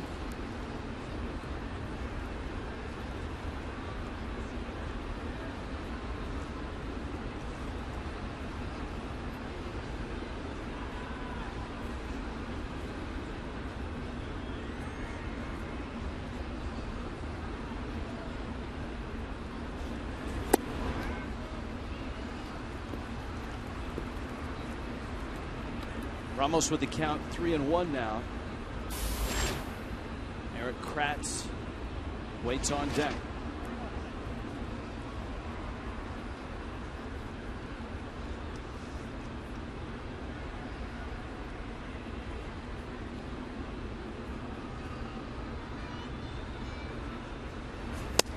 And he took it outside. Ramos loses him. A single, a strikeout, and now a walk is how the inning has begun for A.J. Ramos. And Mike Redmond goes to the phone. Chuck Hernandez goes to the mound. You know, it was almost as if Ramos was pitching away to Galvis. He's a guy you got to challenge. This is a big ballpark. You pitch away to guys like Howard and Utley. Guys like Freddie Galvis you go right after. And he missed. All of his fastballs missed away.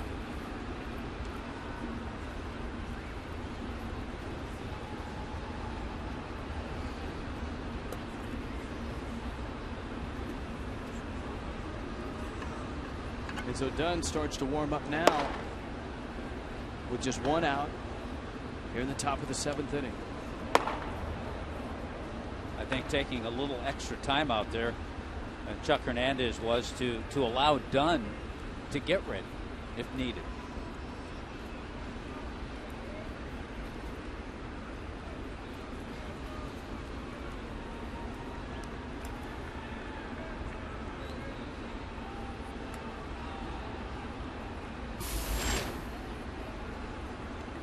Michael Young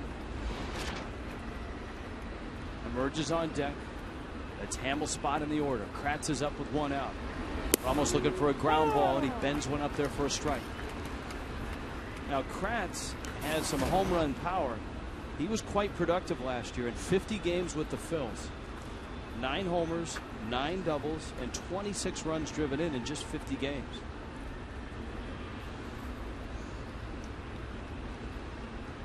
Brown at second, Galvis at first.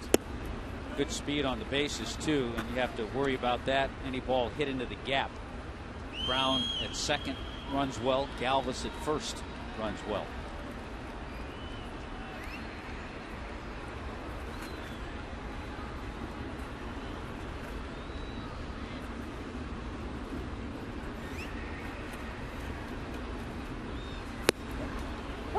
Fastball, a strike.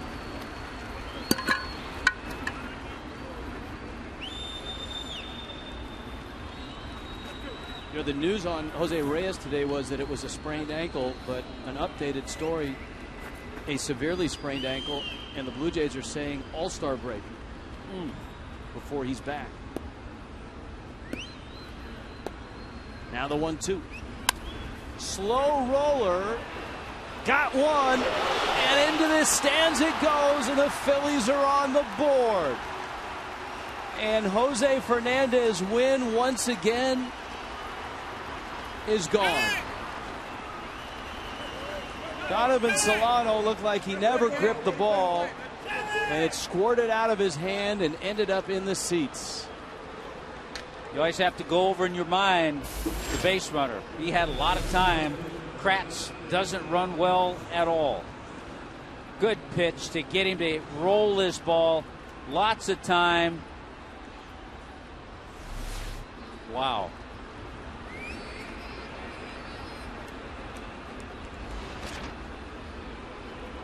And so once again, Fernandez is terrific. And once again, the bullpen cannot hold his lead. Although the last time it happened, it was the 9th. Here in the 7th, the Phils have a run,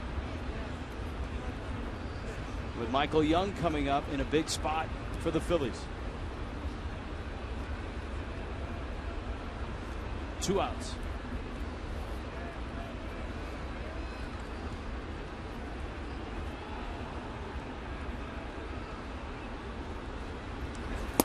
Boy, there's so many things that go into a poor throw like that. Youth, inexperience, tightness, knowing that it's a one-run game, knowing that your club is 1-9 coming into tonight, knowing that you had a 20-year-old kid go out there and bust his you-know-what, pitch a great game, get a base hit, drive in the only run of the game. Young knocking it down is Polanco, and that's a nice play and may have saved a run just to get a big enough piece of it to keep it on the infield. Kratz will stop at third base. Young has got himself a pinch hit single. Yeah, you're right about Polanco. He's got to just try to knock it down, which he does. And by doing that, it keeps Kratz from scoring. An infield single for Young, but that turns things over, and now it's back to the top of the lineup, and here comes Mike Redmond. And Redmond, as he didn't want to have happen, which has happened, now he has to go and bring in Dunn. He's got to go get Dunn and go from there. 1-1. The Phillies have a run. The game is tied in the top of the 7th. Here comes Dunn.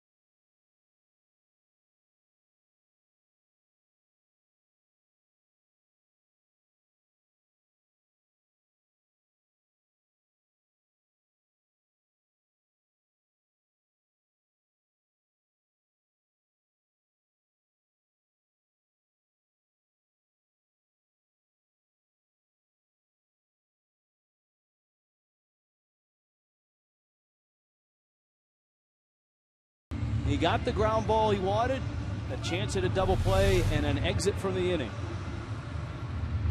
Boy, nice pitch. There's the ground ball. There's the flip. And we were talking between innings, Rich. It really hasn't looked comfortable for some reason. for Donovan Solano in turning double plays. He had a couple of high throws in New York, and he hasn't quite looked the same. And boy, that one costs him and costs the ball club too. Mike Dunn, second out of the pen, third to work for Miami tonight. But there are a lot of things that go into that inning. One of them, the walk to Freddie Galvis also.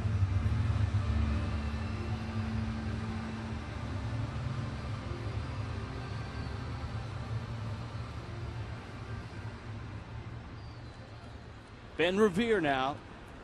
And Fernandez back out. And look at that.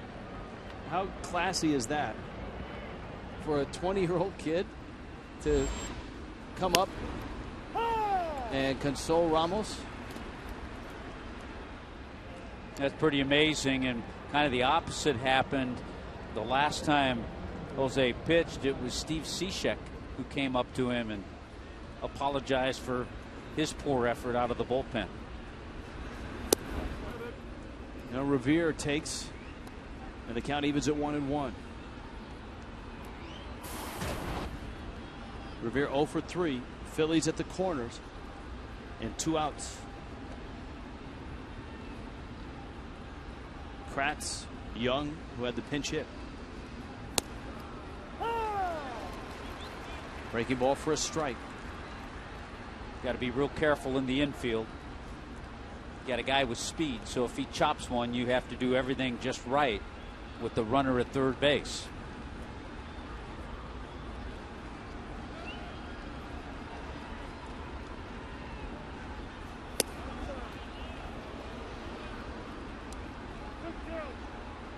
Two and 2.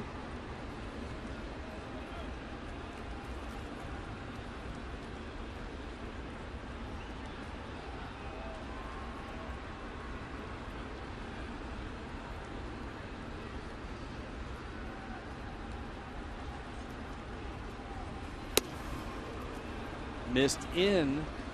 Well, this is the guy you want to get. You got Rollins on deck. Revere is a guy that does not have an extra base hit this year. He's never homered in his career. Rollins certainly is capable of much more damage.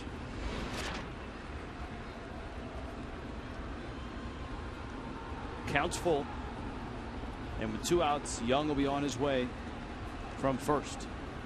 Eric Kratz is at third. Phillies have a run. They've tied the game.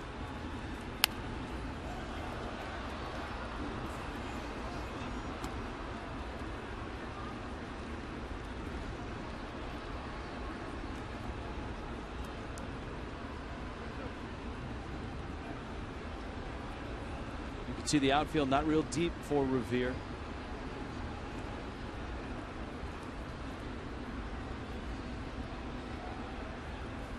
Three-two, look out. That's why they put screens up in front of the dugout.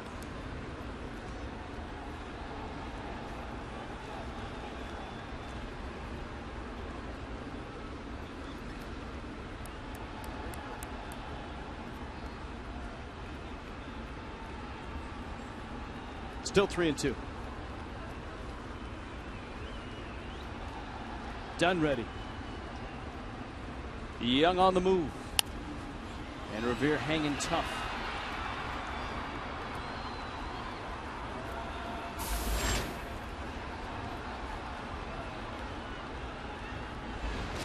Yeah, it's a good battle that Revere is giving to Mike Dunn. Revere still quite young. Turns 25 on the 3rd of May. Check swing. Did not go. Dunn thought it was a called strike. But Revere took it, and now Rollins will come to the plate. Boy, it's a close pitch. Probably off the plate, but number 9, it caught a little bit of it.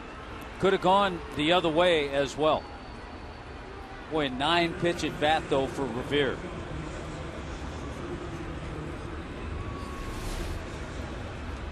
So Dunn walks Revere. Now Rollins, and there's no place to put him.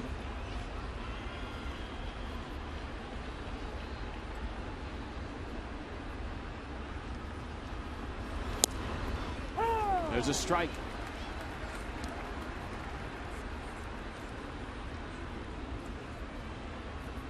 Jimmy Rollins against Mike Dunn. Cliff Lee at second, pinch running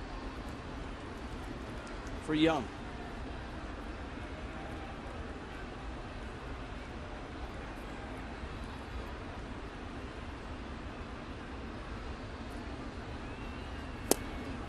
A low strike.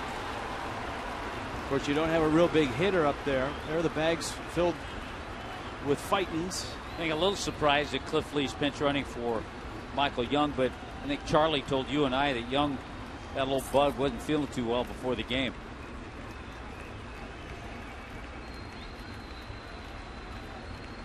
Rollins with a count 0-2.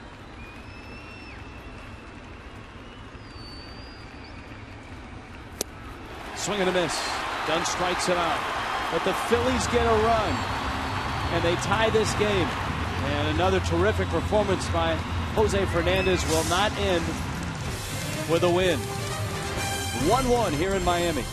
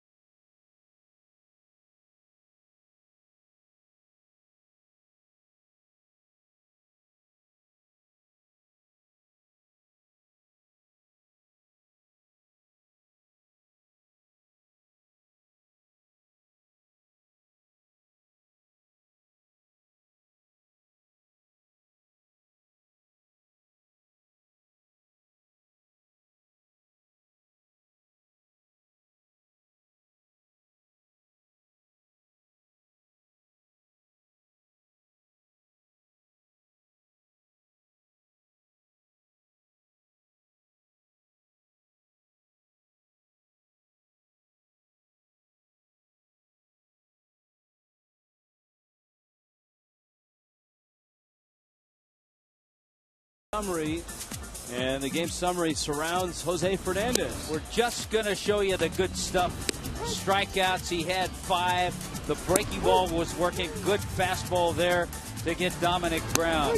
Jose Fernandez was absolutely tremendous, pitching and at the plate. His base hit has driven in the only run of the game for the Marlins. At that point, they had a 1-0 lead. The Phillies scored last inning, an unearned run. That was his last pitch, a strikeout, getting Ryan Howard. A great effort, great evening. We're not going to show you how the Phillies scored. It's a 1-1 tie here in the bottom of the 7th. I'm only sticking with the good stuff. Well, we just saw how the Phillies scored. It was a Donovan Solano throwing error. Here is Antonio Bastardo as he comes in. 5th appearance already for Bastardo. Chris Coughlin, Rob Brantley, Adeiny Echevarria. Coughlin's lined out, struck out. And Bastardo misses up with a fastball. Tomorrow afternoon, Roy Halladay, Kevin Slowey. Halladay looking for win number 200 in his career. And he's been knocked around his first 2 starts.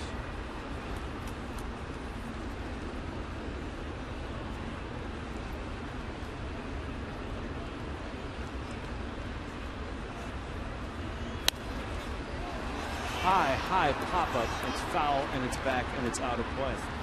If you go back into that 7th inning and reconstruct the inning, the run is actually earned for the Phils, because Kratz would have scored on the Michael Young infield single. So an earned run goes to A.J. Ramos's line. Fernandez had long since departed.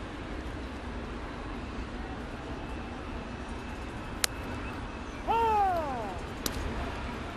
2-2 to Coghlan.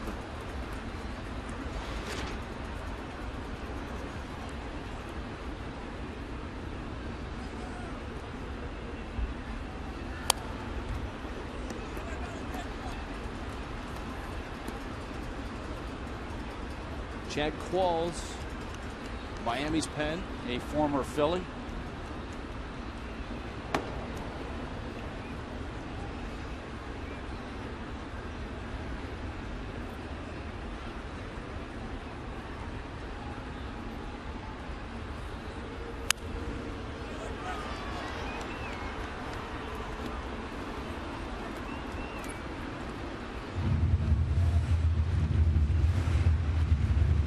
Two and two. So Hamels and Fernandez both cannot win or lose this game. And Coghlan strikes out.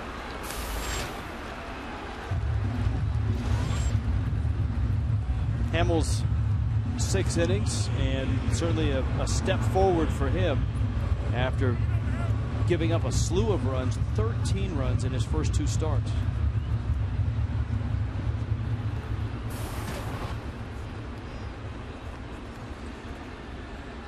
Hamels giving up the 3 Marlin hits. Been a tough night for Rob Brantley. He struck out twice against Hamels.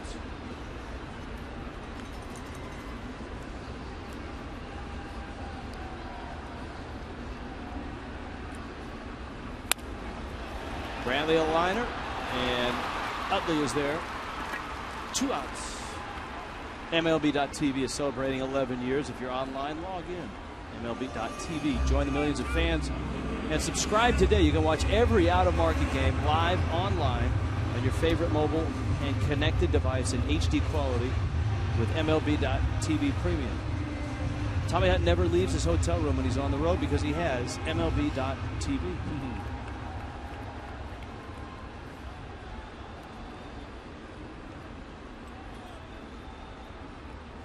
Echeverria. Strike 1 from Bastardo.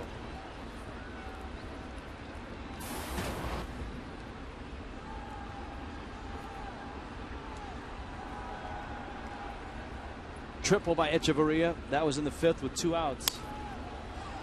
And he pops this one up. Utley backpedaling and calling and catching. And Bastardo goes 1, 2, 3 in the 7th. To the 8th, 1-1.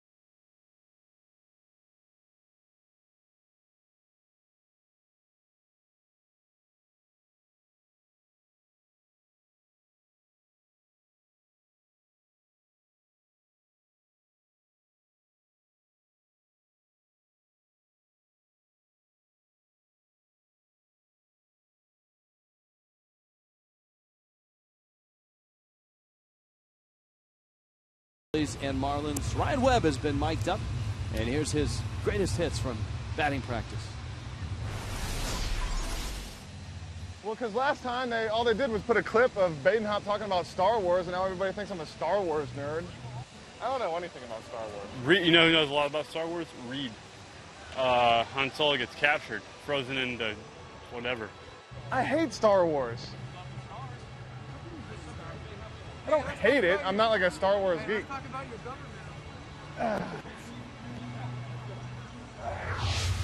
This is like a bullpen blend of seasons. A mixed tape, is that what you're saying? The Hopper making a special guest appearance tonight. All hopped up. And now Dunn will stick around because, as Tommy pointed out, you've got the big Thunder for the left side of the plate in Utley, Howard, and Brown. And for that matter, you got Nix behind him. Utley swings and misses. Utley an 0 for 3 in this one. If it gets to Nix, Charlie Manuel has the option of pinch hitting John Mayberry. Neither the Phils nor the Marlins have torn the cover off the ball in either of these two games. Phillies got late runs. They had 3 hits and 2 runs in the 10th last night. Mike Adams pitched last night. Marlins had a run on just 4 hits last night. Fish have a run on 3 hits tonight, and the Phillies a run on 4 hits.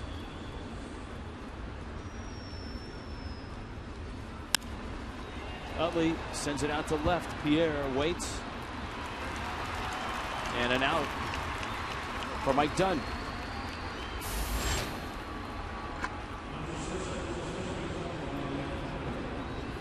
Now Ryan Howard. And the shift is on. Everyone moves over to the right side of the field on the Marlins infield. And Howard tonight is fly to center, bounced to second, and struck out.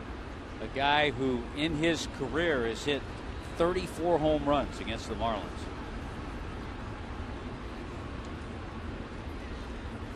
Last night when we did the spray chart or the hits by direction for Howard, it was interesting to see that he in his career hit more home runs to left field than he had to right field.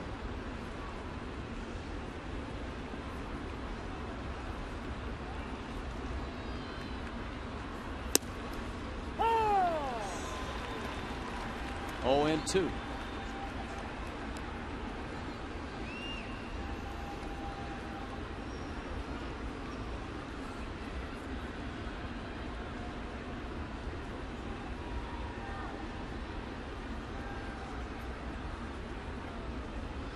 To pitch. That one's cranked. Right center and deep. Coughlin on the run up against the wall. And Howard has his 3rd double of the series. And that one was to right center field. Boy, too good of a pitch to hit 0-2. Dunn had made some really good pitches to get ahead 0-2. Look at Brantley set up way outside. The pitch is out, but it's up. When it's up, it's easier to get to out over the plate.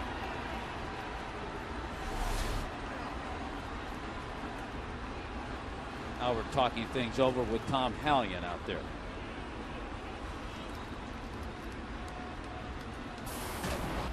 Dominic Brown and a pinch runner for Howard. Looks like Carrera.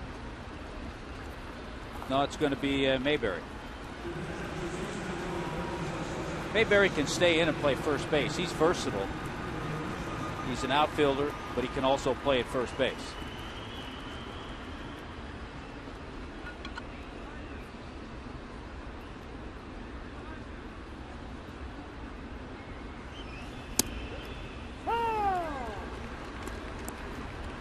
A strike to Brown, who was struck out twice and singled.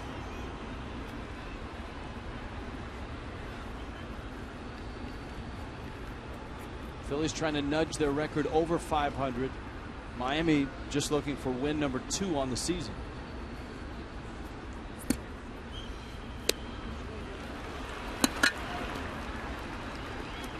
Marlins continue to get very good starting pitching.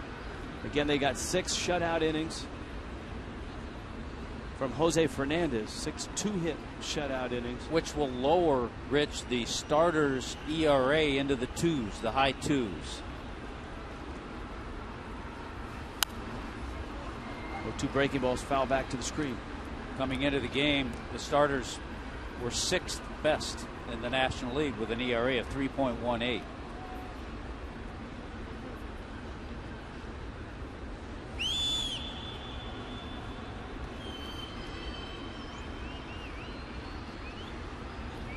John Mayberry Jr. out at second, done. 0-2 fastball. That one was up, and that one was hit foul.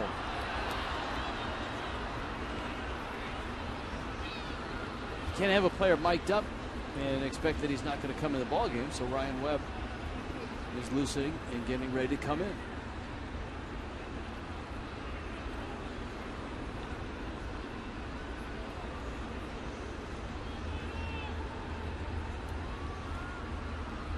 Another 0-2. Chopper. Echeverria behind the bag. Makes the play.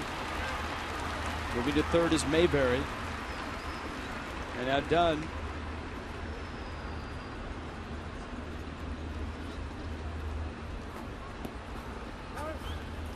With another out to get.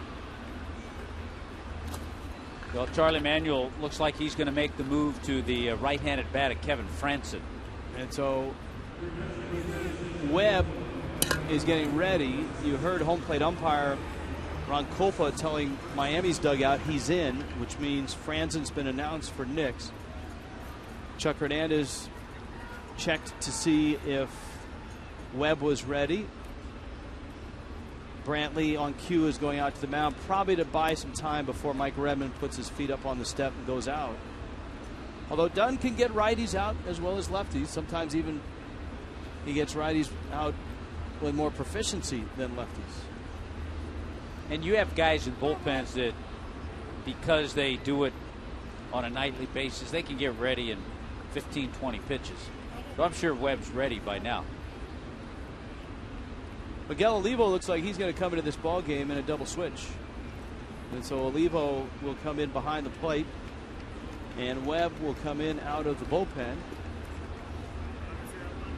Marlins bench is thin. Ruggiano and Stanton unavailable to start. Questionable as to whether they could pinch hit. Here comes Webb in a 1-1 game.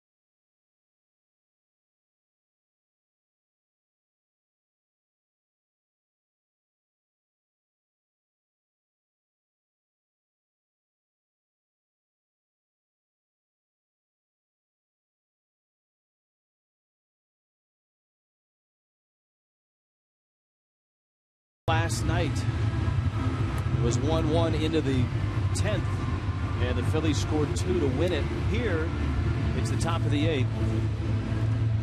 Miguel Olivo comes into the ball game, and Olivo will lead off the bottom of the 8th. Ryan Webb enters the lineup in the 7 spot. You look at the numbers on Ryan Webb, who makes his 4th appearance of the year. one that stands out in his 5 1/3 innings. 5 walks, no strikeouts. So he hasn't had that consistent command. Needs to have it right here with 2 outs. Needs to get a big out. Franzen with a couple of pinch hits already this year. Webb, of course, the good 2-seamers. And a beauty there. The bottom fell out of that one. It's 0-1.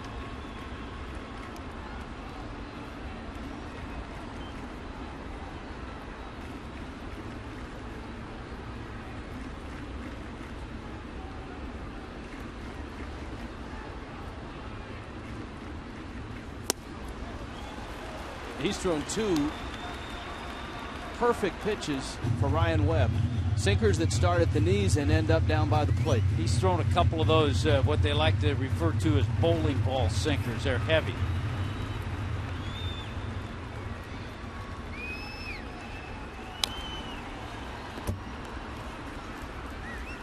Franzen gets a piece.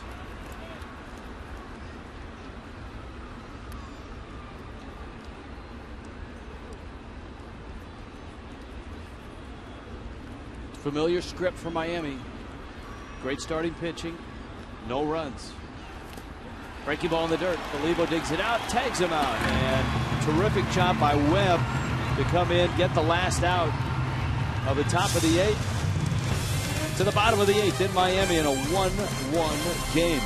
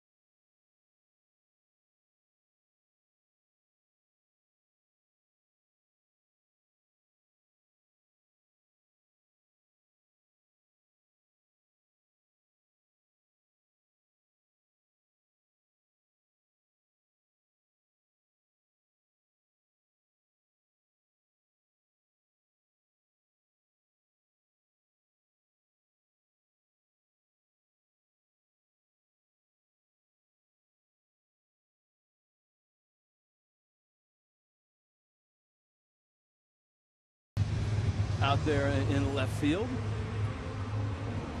That's where the Phillies bullpen is this year. And Mike Adams comes out of that pen. He takes over for Antonio Bastardo.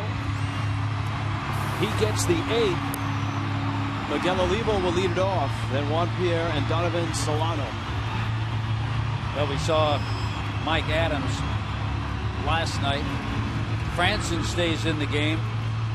He shows his versatility. He goes to first base, and John Mayberry Jr., a versatile player, finds himself in right field. Storylines tonight. Jose Fernandez, terrific again. 6 scoreless innings, just 2 hits, and he has knocked in Miami's only run. So the Marlins have that great starting pitching again tonight, and again, very little offense, just 3 hits and that 1 run that Fernandez drove in the 5th after an Echeverria triple with 2 outs nonetheless. Olivo takes down low. Miguel loves that first pitch fastball. He didn't get one on the first pitch, and he certainly didn't get one on the second pitch. Got a good chance he might get one here.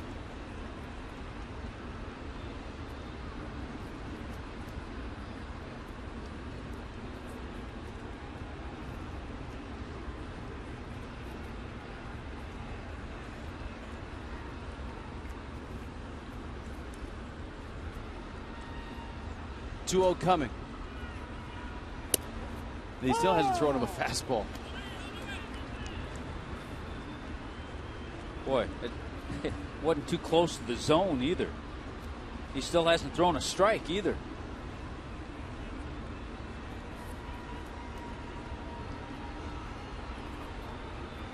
Cole Hamels went 6, gave up that 1 run. And Olivo, the big back foot swing. It's 2-2 now. See, these guys know each other a little bit from their time in the American League.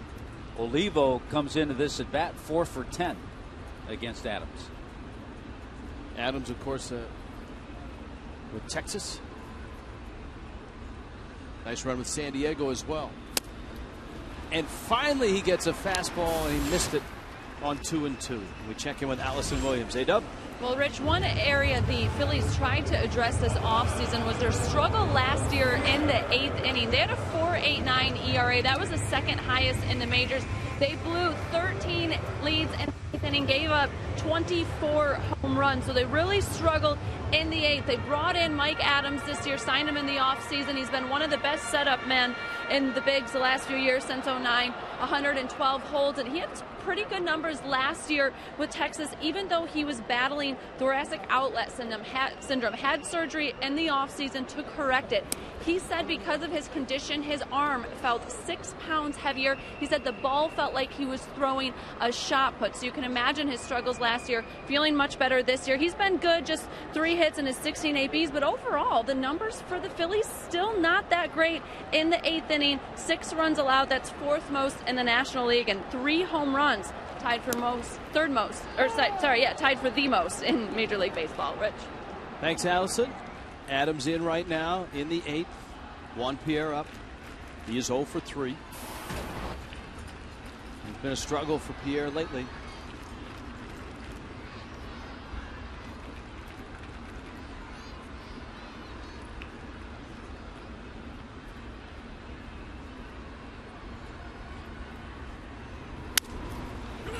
Broke his bat. Utley gets the out. And Adams has 2 outs here in the 8th. The struggles continue for JP on this homestand, 1 for 18.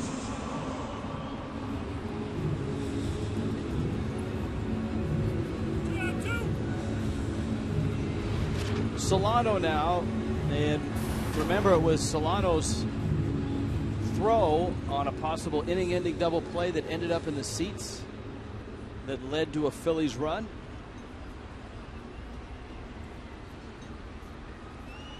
A 1 for 3 night for the Colombian second baseman. Steve Cishek in Miami's bullpen.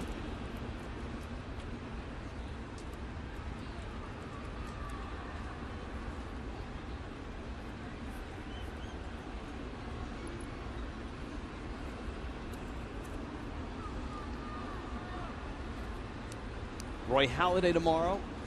Kevin Slowey tomorrow. Slowey's ERA 2.19 after 2 starts. Halladay's 14.73. And it'll really be interesting to see Halladay pitch because he's been rocked in a couple of his starts. Kevin Slowey has yet to get a run while he's been on the mound. Slowey, I don't think has had a run scored for him on the mound in the last 3 years. Remember, he's had the lowest run support in baseball since the start of 2011. He was not in the big leagues last year. Struck him out. Solano goes down looking. Mike Adams does what Mike Adams does, and that's get outs in the 8th. He gets 3 of them in a row.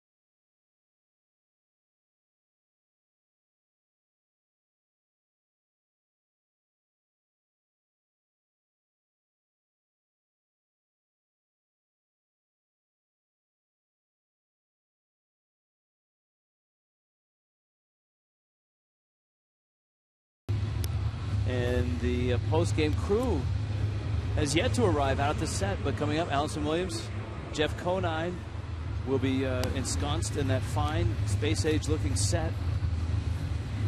And they'll have a nice recap of Jose Fernandez. Big night. Not only his 6 shutout innings, but also his first major league hit, which has provided Miami with their only run. They got to put the special filter out there on the camera just for Conine. Just the way they have to put the special filter on my microphone.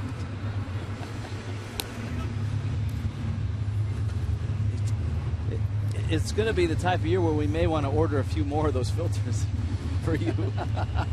As frustrating as it has been for Marlin fans and for the Marlins themselves, they're in another one of those ball games where they've had some things go right. You know, they had a big thing go right with Jose Fernandez start and his hit. But offensively, this ball club just cannot score runs right now. And they're teetering on some historic lows in baseball history. Rich, the Marlins in this series, second game of the series, Marlins have 7 hits. Cishek. 2 of those hits have been by pitchers, Ricky Nolasco and Jose Fernandez.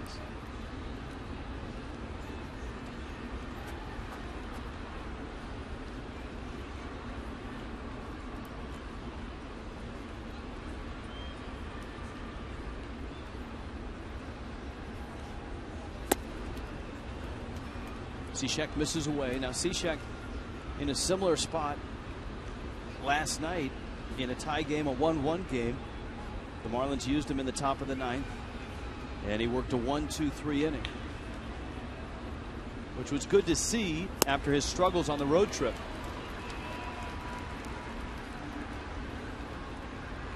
His ERA still poking its head over 10.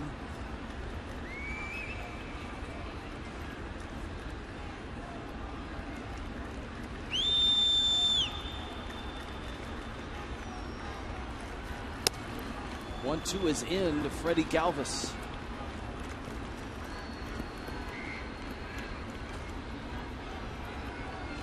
And it's 2-2. Galvis, Eric Kratz.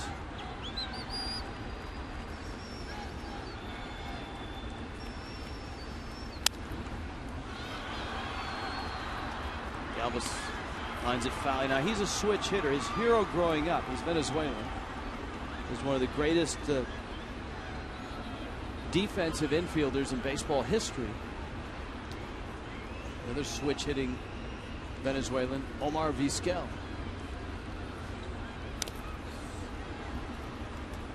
Who is coaching this year?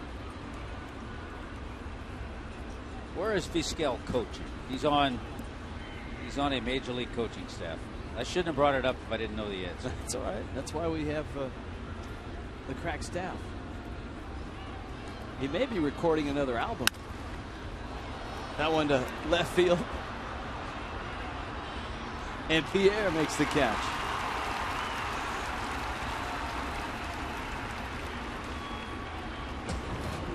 Tonight, Coors Cold Hard Fact.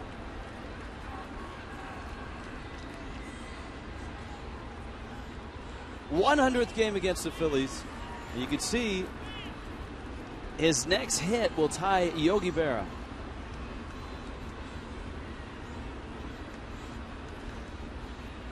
Kratz swings over a fastball. It's 0-1.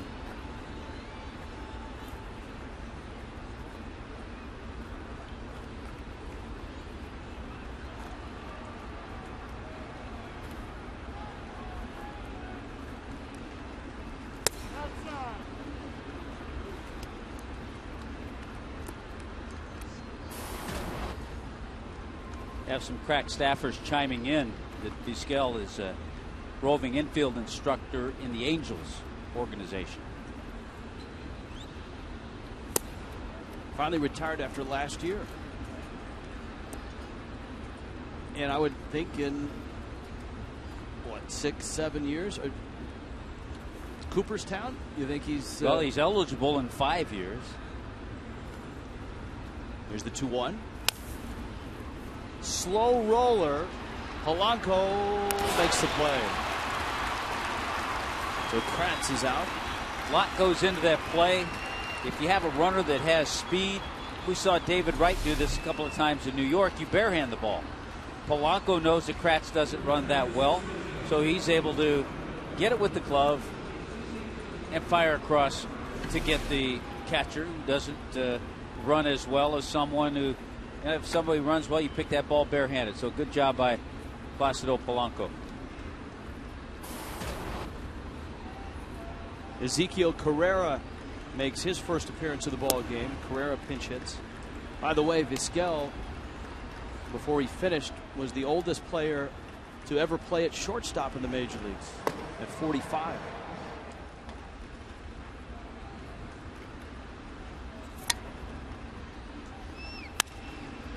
Liner to left, Pierre over, in, and there, and makes the catch. And Cishek again, a 1-2-3 ninth, just like last night. And it's 1-1 to the bottom half of the ninth.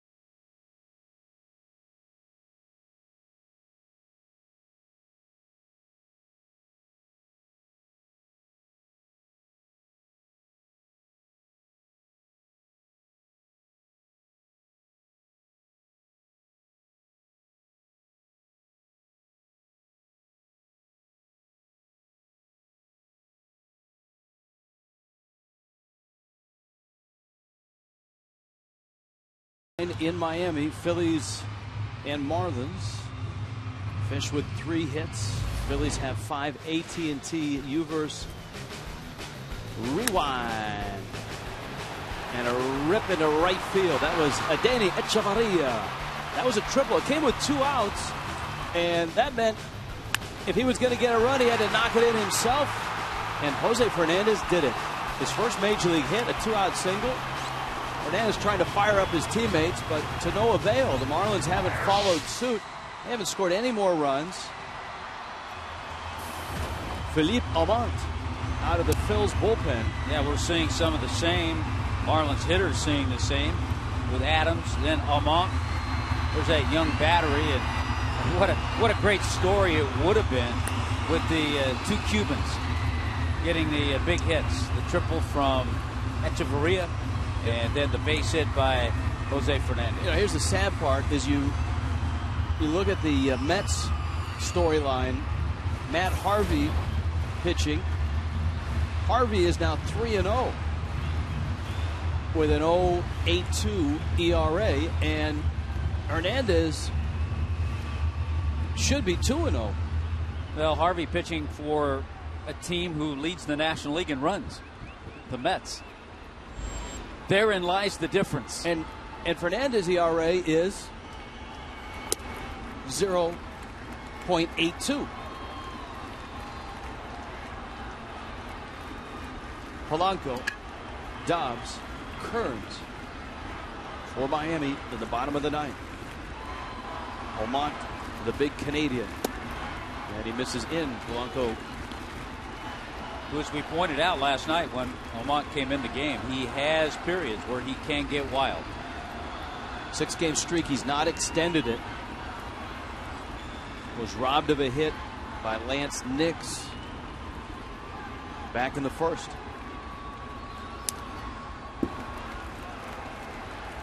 Make him throw strikes.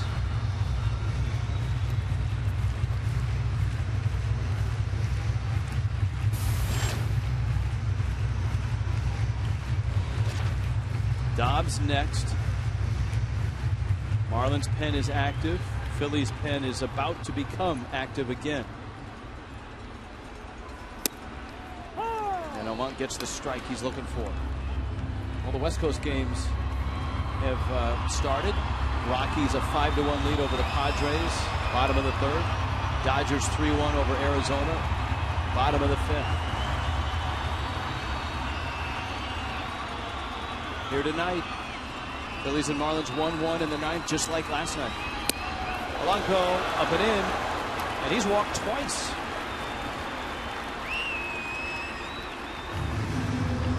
Polanco's aboard. Here comes Dobbs. If you'd like to bring your group out to a Marlins ball game, there's a lot of different places you can sit and a lot of different things you can do at the ballpark. A variety of affordable group packages, some involving a blue fish. 1-877-MARLINS or go to marlins.com. Let's see, Rich, if Greg Dobbs can have a better at-bat, better approach than he had back in the sixth inning. Remember, he came up with runners at first and second and popped up to short. He was given the green light to go ahead and swing.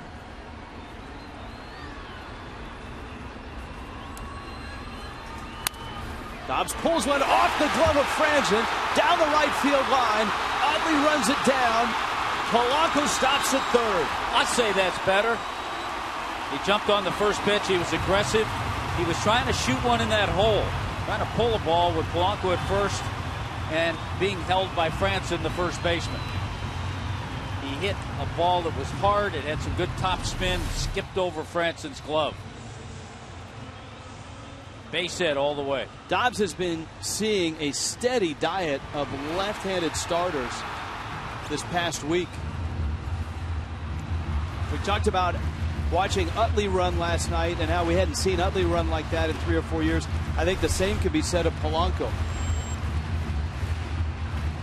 So here's Kearns. The Phillies infield has to choke the run off at the plate.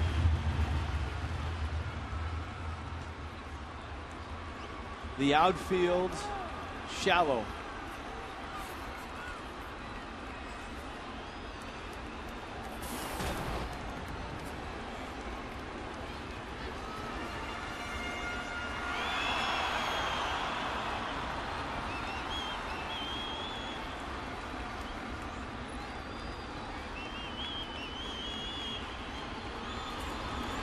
Breaking ball and a strike to Kearns. It's a big at bat, because as you get further down the order, Charlie Manuel knows after Kearns is Coghlan. After Coghlan is the pitcher spot. And remember, Mike Redmond's working with a short bench tonight.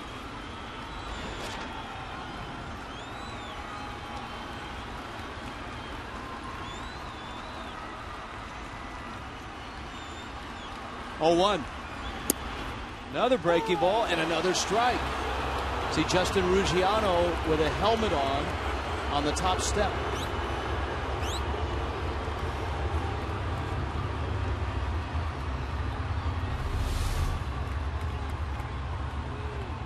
Boy, Omont has dropped in a couple of breaking balls. Not sure if that dropped in the strike zone, but it was close. 0-2 coming. Kearns a fly ball, deep right field. If it's fair, it's over. It is foul. When you're a hitter, I get excitement. That's great. You're a hitter, you have that runner at third, less than 2 out. The last thing you want to do is take a pitch for strike 3. Kearns went after that fastball, but it just sliced foul.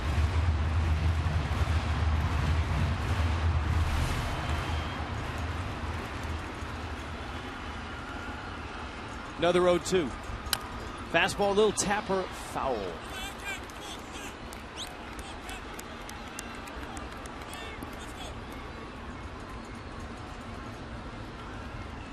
Austin Kearns up there. Miami again without Giancarlo Stanton. Tonight without Justin Ruggiano. Though Ruggiano appears to be in line to hit, you never know. That could be a decoy. Kearns would like to end it right here. Almont looking for a punch out. 0-2 coming. Breaking ball. Fouled at the plate. Got that same breaking ball, too.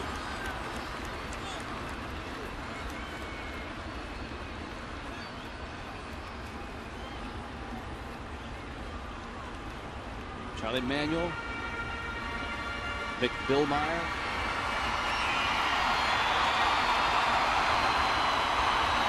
Mike Redmond and his staff.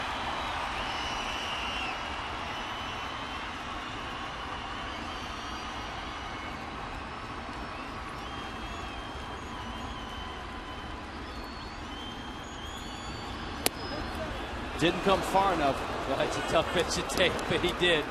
Yeah, he started it. He wanted to catch that inside corner. Started the pitch right at Kearns, and it didn't quite come back enough.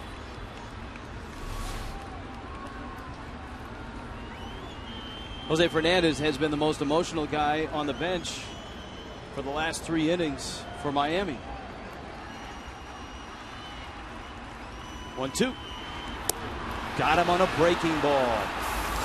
Now there's a lefty in the bullpen for the Phils, and Coughlin's coming up. Ruggiano has emerged on deck. You see Horst. What does Charlie Manuel do here? Does he go to the lefty? Depends on how much confidence he has in Horst.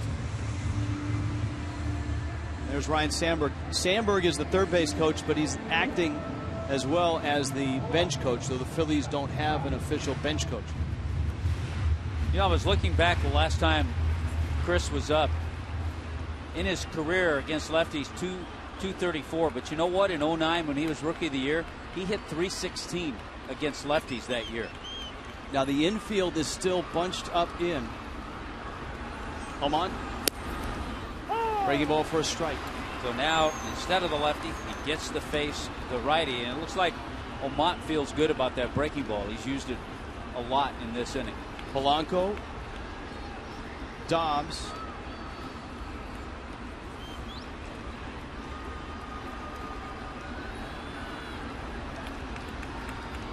Oh, 0-1. And it's 0-2.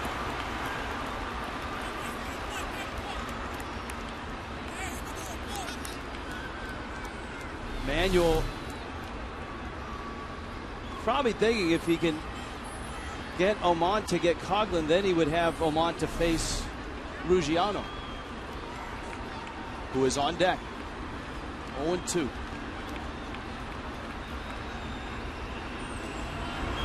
Breaking ball kicks away, but not far enough for either Polanco or Dobbs to move up.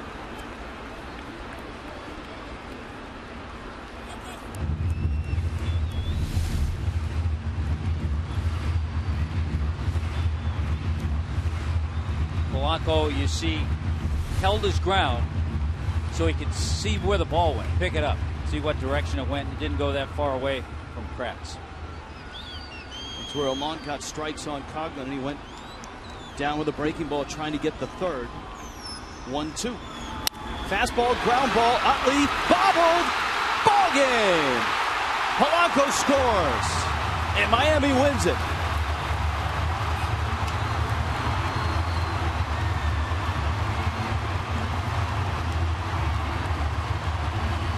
Chris Coughlin puts it in play, and Miami walks off with a win. Just their second of the season.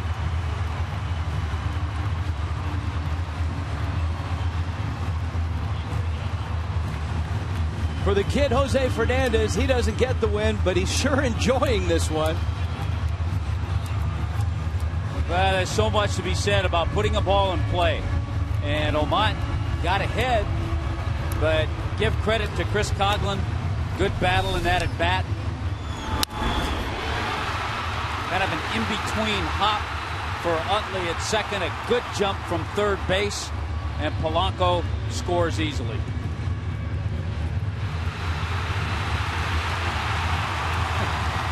Fernandez, 6 innings of 2-hit shutout ball. He had the other RBI hit.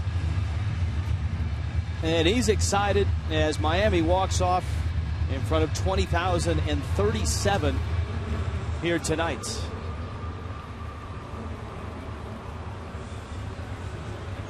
And Allison Williams is down below with the 20-year-old right-hander.